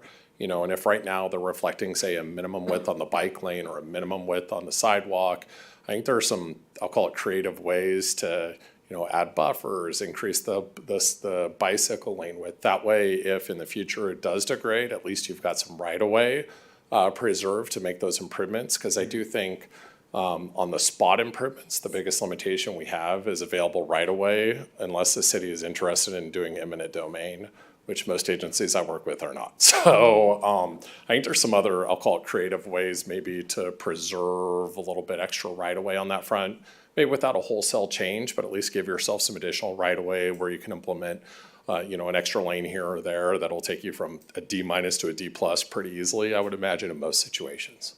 Thank you. Those would be kind of internal policies. Would you want to see something back here at council where we're establishing those?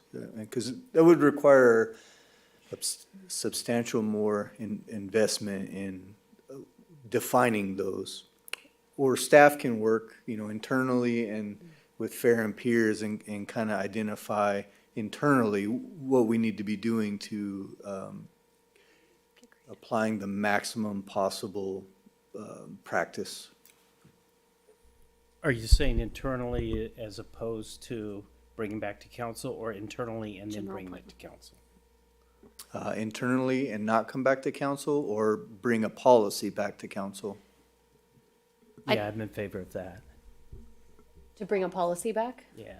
Okay. I think I was kind of thinking along the lines, I'm a little leery of going a general plan way, but maybe looking at, you know, going back and looking at choke points or looking at intersections per se, and maybe identifying those on almost like a case-by-case basis or maybe a per diem basis to say, hey, this intersection we've had multiple complaints about, or, you know, can we look at this and identify it? And then I think the use of the emerging technology, I would like that to be something that we explore further versus going and looking at a general plan amendment.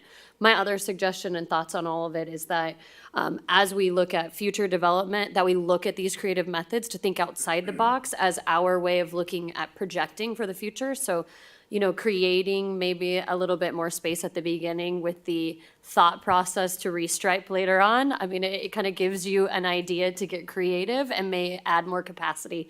At least that's what I learned from you today. And I hope I learned it correctly. But that would be something that I would like to see explored, because I think it gives us the opportunity to make an impact, to speak to the constituents about what we are doing without having to go back and cost a lot of money to make the changes. So I think that's my thought process on it. So staff is developing that CIP, that'll be for the next fiscal year coming up. Would you want to wait and not necessarily table this discussion, but maybe follow that CIP results with a follow-up conversation regarding what else can we do in addition to? Is that part of your budget creation right now? Yeah, I mean, to me, why not bring it back during budget season and not recreate the wheel would be my thoughts. I was going to go the other way. That you guys are in the middle of budget, and we're throwing a lot of things on you, not just this, but the other things we've talked about.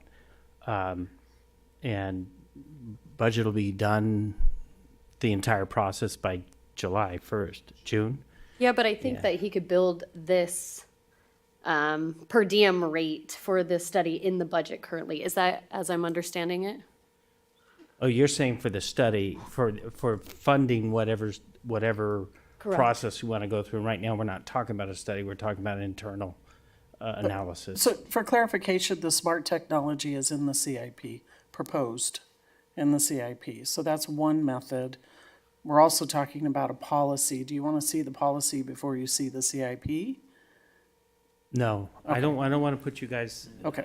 I mean, we're already. Yeah, I don't think so. We're That in makes March already, and We're going to have a budget workshop in April. yeah, I don't think we want to throw this in the middle there, and I don't think we want to throw it in after the workshop and before we finalize the budget. Personally, I don't know. No, I agree. I think you added a different perspective. I'm okay with that. Would it be helpful if we kept this on future agendas and we get through the CIP with the smart technology, Robert will be prepared to explain exactly what he's talking about with some visuals. For the smart technology. Yeah. And then once that's done and adopted, then we can go back to the future agendas and talk about it some more. Okay, and I like that, I think that's a good idea. And I do have a question, it's going to change gears just a little bit, though.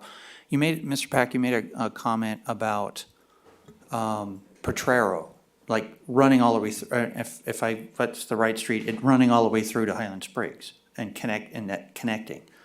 Highland Springs is kind of just landlocked, and there's only going to be so much of a fix. And by the time that's fixed, that's not going to be enough. When a new project comes in, is there an alternative to say, hey, and because, for example, we use Olivewood. As Olivewood builds out, maybe they add 5% more or 10% more traffic to Highland Springs because people are going to drive over there and go shop and so forth.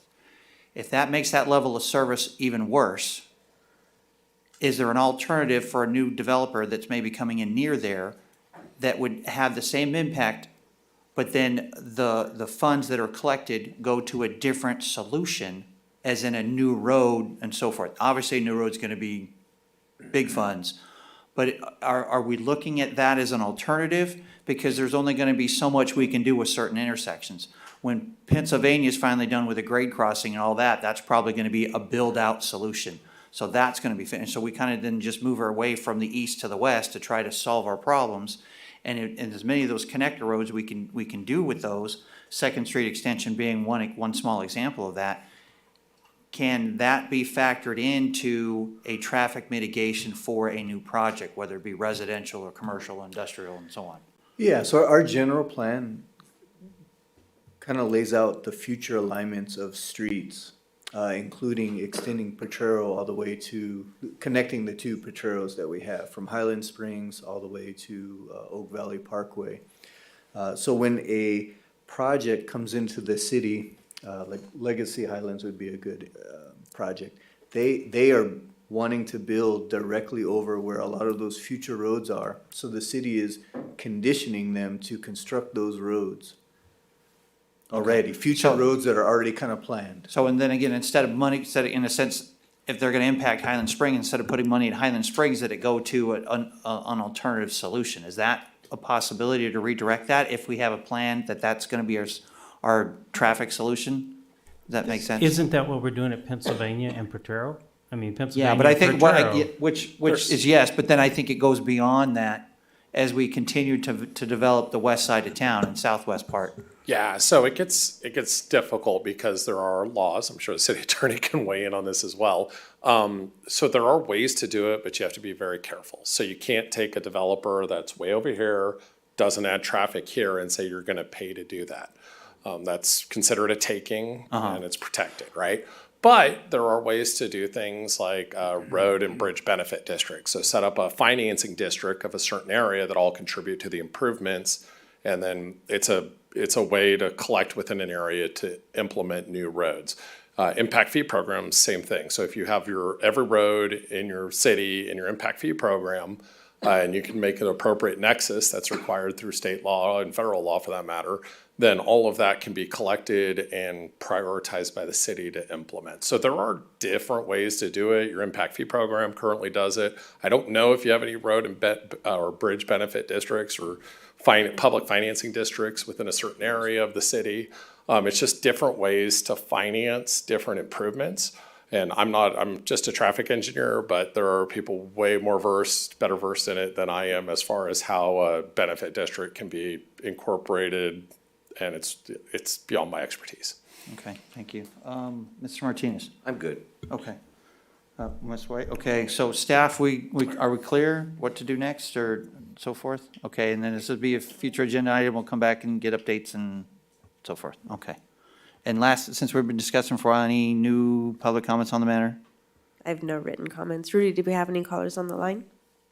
I have no callers on the line. Okay, all right, so then thank you, and we will move on to item J2, Cooperative Agreement to Potrero Boulevard Interchange Phase 2, and it's project plan specifications and estimates and right-of-way, and that is going to be presented by Mr. Robert Vestal. Yep, sorry, guys. Before you go there, this is an item that is on the RCTC agenda for the next meeting, which is a week from tomorrow. So I would think that we know what we need to know on this, and did you guys want to do a lot of discussion on this one? Because I'm ready to make a motion without I a didn't have that. staff report. We still have no one on the line for comments? I have no written comments. Rudy, do we have any callers on the line? I have no callers on the line. So I would make a motion, but I don't have my glasses, so someone else is going to have to read. I can the do it for motion, you. please. All right, here we go. I'll make a motion to approve a cooperative agreement between Riverside County Transportation Commission and the City of Beaumont for the State Route 60 and Potrero Boulevard Interchange Phase 2 project for plan specification and estimates and right-of-way phases in amount not to exceed $5,706,000. I'll second that. All right. Roll call, please. Councilmember Martinez? Yes. Councilmember White? Yes. Councilmember Voigt? Yes. Mayor Pro Tem Lara? Yes. Mayor Fenn? Yes, thank you. So on to item J3, approve a public works agreement for the construction of the Veterans and First Responders Memorial Plaza in amount not to exceed $1,499,350, and that will be presented to us by Mr. Doug Story. Thank you, Mayor and City Council. Very excited to move to this part of the project, which is the award of the construction contract to Our Dependable Construction for our First Responders and Veterans Memorial. We've been working on this set of plans and getting the documents together along with our committee, going through different reiterations of the design. And we are excited to be at this part of it. Earlier in January, we posted the bid to go out, and we received 3 responses for the project. We were excited when we opened these bids. They were all within about $85,000 of each other, which is a good sign of the plans and what they're seeing in those plans. Once we received those bids, we sent them to our CIP project management consultants. They reviewed all of the bids as well as our city staff, and we came to the same conclusion, which was the lowest responsible bidder was Our Dependable Construction, who we're recommending the contract for tonight. This contract is for about 220 working days. Our goal is to have this, and the contractor is aware, to be wrapping up this project at the end of September. So we are looking forward to having a great Veterans Day ceremony in 2024 out there in our new plaza area, and so we're very excited for that. The contractor has been extremely responsive thus far, and we'll be, once, if you guys choose to move forward and approve this project, we will issue the notice to proceed tomorrow. All right, thank you. Do we have any public comments? I have no written requests. Rudy, do we have any callers on the line? I have no callers on the line. All right, thank you. I just want to jump out there and, as a veteran and having many family members as veterans, and public service and so forth, I'm just totally ecstatic over this.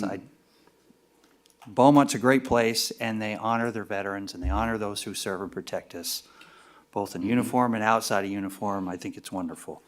So with that, I'll turn it to Mr. White. Are you good? I was going to make a motion Okay.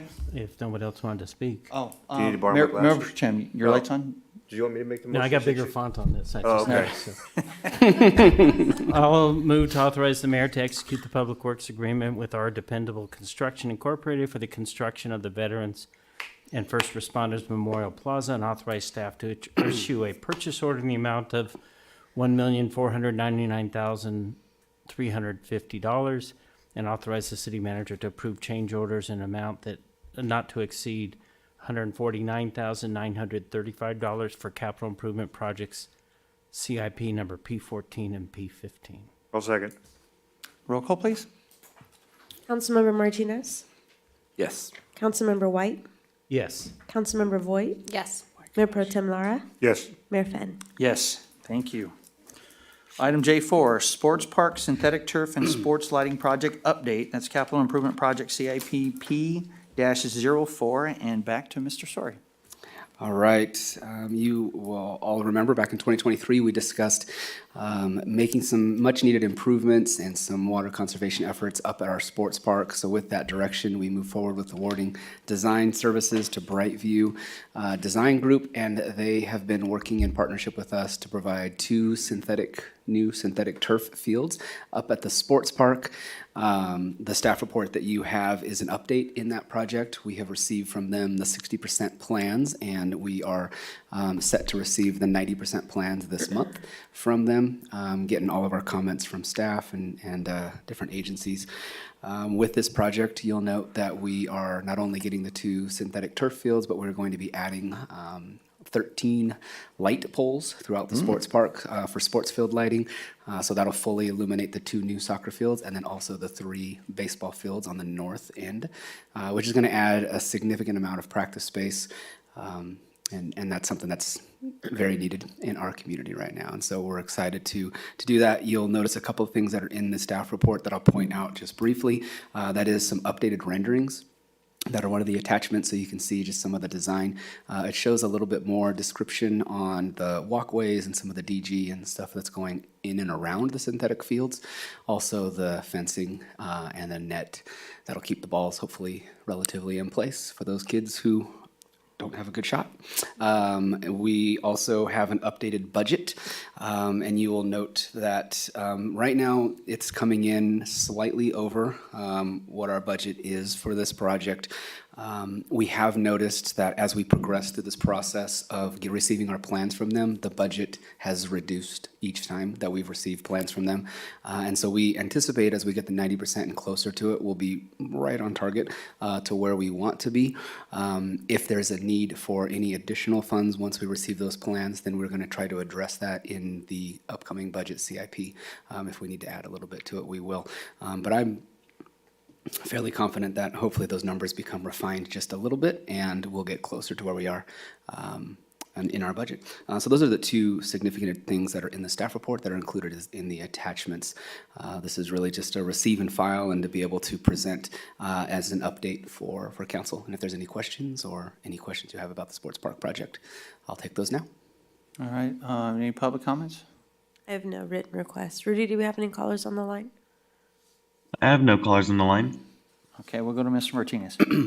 Yeah, so we did say there was a fence around the turf, right? Yes, That's what it shows on the gate. Correct. My computer's going crazy.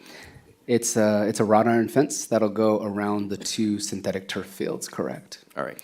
And that's to keep vehicles and just to keep it nice. And remind me, I remember the last time we toured there that the electrical was a mess in there. That includes the upgrades on the electrical. Yeah, so we will be station. upgrading, and we've already spoken to Edison, and we have plenty of power up there now. And because we're going to an LED system, we're not really concerned about increased loads and whatnot. And so we are going to be adding new LEDs.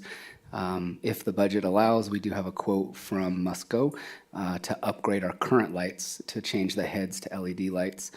So that's waiting in the wings. If I can slide that in here as well, I most definitely will. If not, that'll be something that we will address in the near future.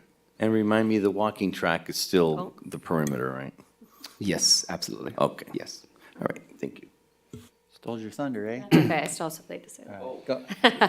I was going to ask about the walking track, so thank you, because I Absolutely. know that that is definitely something that's used all of the time. And so I wanted to make sure that that stayed in its entirety, which I do see on there. The other thing I just want to say is thank you for doing this. I think the lights are definitely needed and is going to be of added benefit for the teams that play on these fields. So thank you to the team for doing that.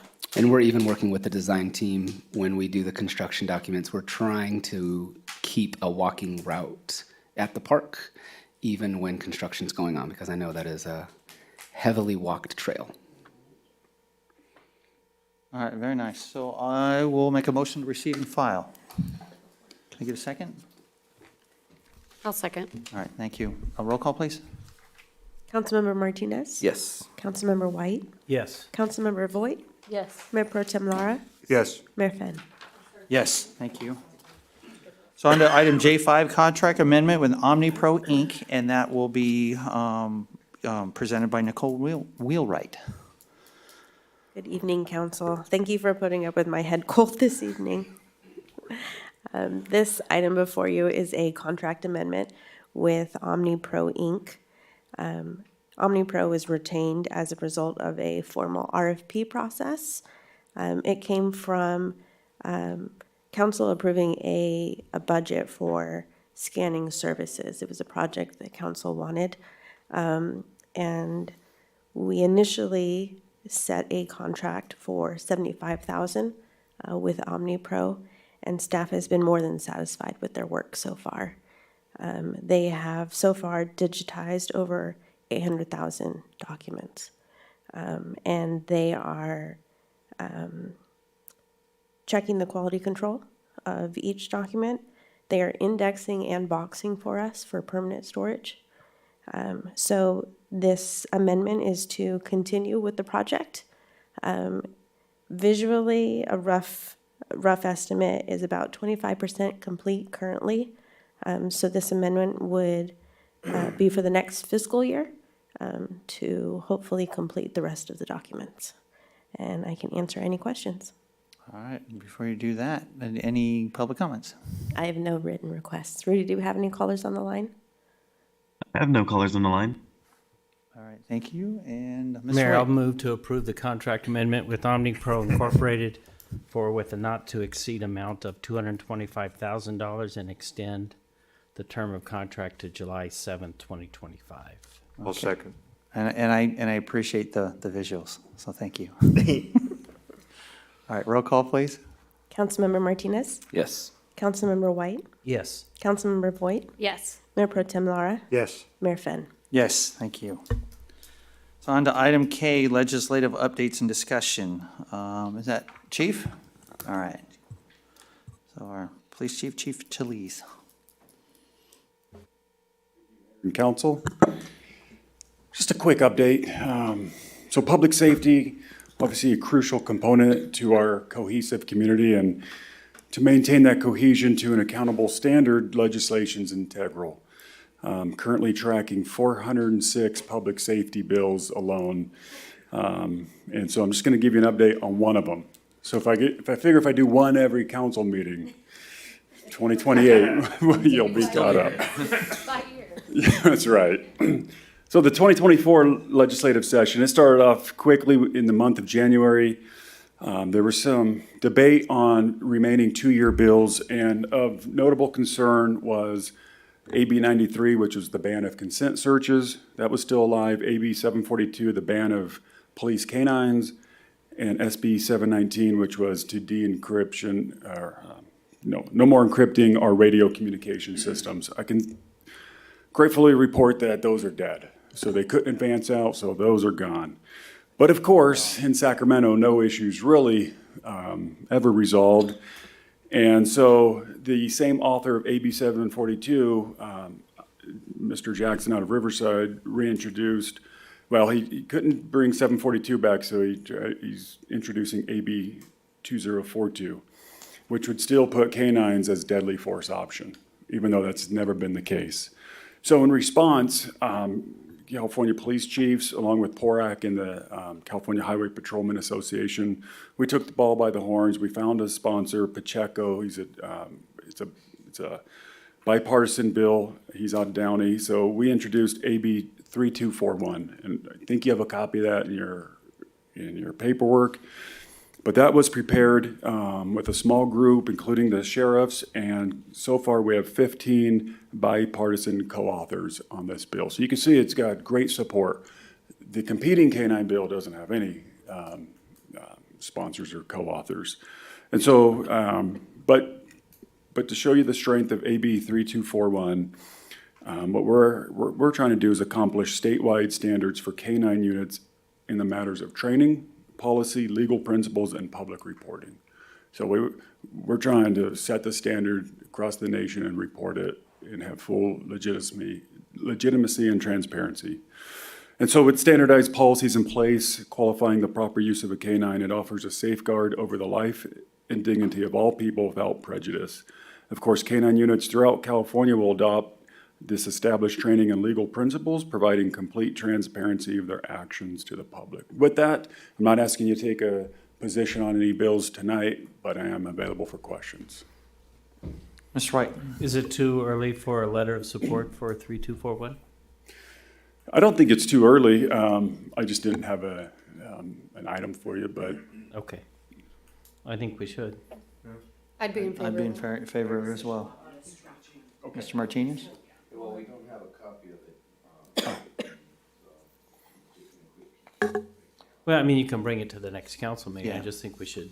We'll have our lobbyist. Because there's time to do that and bring it back before any Absolutely. voting and all that, but even before it goes to committee or? plenty of time. Okay. But we can bring that back. Yeah. Okay, Yeah. all right. So please do, thank you. Yes, sir. Okay, appreciate your support and looking into things for us. You're welcome, Mayor. Thank you. Okay, so on to item L, Economic Development Update. The only update for economic development will be a meeting next week, regularly scheduled Economic Development Committee meeting. We'll be looking at some of the incentive programs, possible modifications, and an update on the downtown revitalization plan. Very nice, thank you. Mayor, I have a quick question. Have we discussed the, I know I've heard it from one or both of you about some kind of consulting to replace the fact that we no longer have an economic developer? Yeah, I'll work with the city manager and we'll prepare some form of an update that we can present at that meeting if it's appropriate. Okay, perfect. Okay, thank you. And then on to our city treasurer's report. Nothing at this time. Okay, thank you. And city clerk? No report this evening. Okay. City attorney? Yes, briefly. We have the two Ezekiel matters, litigation matters, and we're still working with staff and Mrs. Ezekiel at, or Ilapatafe, at resolving the matter. And then the other matter is Norman versus City of Beaumont. This is an excessive force case. It's in the discovery stage. And then we also are defending the city in the Wright versus City of Beaumont case that involved a e-bike accident, and that's in the discovery stage. And then also DeRike versus the City of Beaumont. That was a trip and fall at the Cherry Festival, and that matter is resolved now. And then Cesares versus the City of Beaumont. That was a bike accident case. It's in the discovery phase. And then Baker versus the City of Beaumont, that was an officer-involved motor vehicle accident. That's in the discovery phase. And then there are four matters. I'll give you the title of one of them. It's Blackwell and Llewellyn versus City of Beaumont, and that related, these four cases, they arise out of a single incident, a shooting incident. And the cases vary from seeking relief from the tort claims requirement to a Public Records Act case to seeking damages. And those cases are in the pleading and hearing preparation phase. And then there's Fernley versus the City of Beaumont. That's a trip and fall at Stewart Park during a baseball practice. That's in the pleading stage. And then there's the Starlight case, and that involves an ADU, accessory dwelling unit, writ, cause of action, and inverse condemnation. And it's in the pleading stage, but we are working towards a resolution on that matter. So we hope to have that resolved soon. And then also, we are continuing to represent the city in a lawsuit against Urban Logic, Torcal, and Mr. McKiernan. And so sometime in the relatively near future, we'll be coming back to the council in closed session to give you an update on that case. That's my report. Okay, thank you, sir. Appreciate that. And our city manager's report. Thank you, Mayor. Just a brief update. I had the opportunity to tour the new fire station today. It is coming along. The landscaping should be coming within the next week or so. There's some fine tuning that needs to be done inside. We're starting to order the furniture, working with CAL FIRE, and we have to finish the water line that's going in. Edison has one minor change that they want to the inside of the panel door. They want a breakaway bar, and then they'll set the transformer. So we're hoping for the end of March for our ribbon cutting. We will be needing to set a joint planning commission city council meeting as part of the zoning code update that we're working on. That's an 18-month process that council approved. It is important that we have the two bodies together when we present the initial presentation on the zoning code and design guidelines. We, in your packet tonight is the summary of the Washington DC trip. It was a successful trip, and with that, if there's any questions, discussion, Christina did attend that trip with you all, so if there's any specific questions or comments, I'll defer to her. All right, thank you. And because this is something that we'd vote on to receive and file, do we have any public comments? I have no written requests. Rudy, do we have any callers on the line? I have no callers on the line. All right, thank you. And seeing nothing from council, I just want to thank you for the detailed notes on that, and appreciate everybody who offered their support and went and supported the city. So with that, I'll make a motion to receive and file our summary of legislative and advocacy visit to Washington, D.C.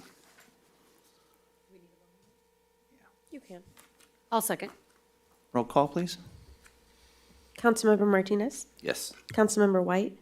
Yes. Councilmember Boyd? Yes. Mayor Pro Tem Lara? Yes. Mayor Fenn? Yes, thank you. And do we have any changes or additions to our future agenda items? Mr. White, your light's on. Did you have anything? No. Okay, all right, so we will. Not railroads and roads and bridges? All right, so we'll move on to council reports. We'll pick on Mr. White there on the end. So it looks like the traffic relief plan is going to go to RCTC for approval looking in April. I just worked with the chamber director for banning to get another presentation done. Beaumont's chamber can't do it until September, October, which is going to be a little bit late. But Ruben has been able to, he had a speaker drop for April. So Aaron is going to come out and do a presentation for the banning chamber, which is as big a turnout as the Beaumont chamber.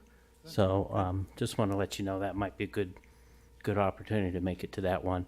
And then the other one is I want to thank Nicole for sending out, as she always does, our updates, upcoming stuff. And I've gone to the VFW awards every year since I've been on council. So I will go to that. But if somebody else decides, that they can make it to that, then I probably will not. But I just wanted to let you know that one, I think, is important to all of us. And so if someone else is I going. appreciate that, Mr. White, and I had let Nicole know that I do plan to attend that. Oh, good. Okay. Thank you. So if you still want to join, you're welcome to, but if you can't. Yeah, then- I got something else that I would All like. right, then that I'll make yeah. sure we have that city representation there, so Perfect. thank you for bringing All that right. up. Thank you. Is that it then? That's it. Okay, Mayor Pro Tem. I have nothing to report. All right, thank you, and I do not either, so Ms. Voigt. I have nothing to report as well. Mr. Martinez. Just a short attended RCA, and we talked about the budget shortfall in the state, and a bit concerned with some of the funds for our land acquisition may be cut, so our executive team's working on that. We appointed Crystal Ruiz and Chuck Washington to the Executive Council, and the species of the month is now changed to Species Spotlight, which is the majestic great blue heron. All right. And on that concludes my report.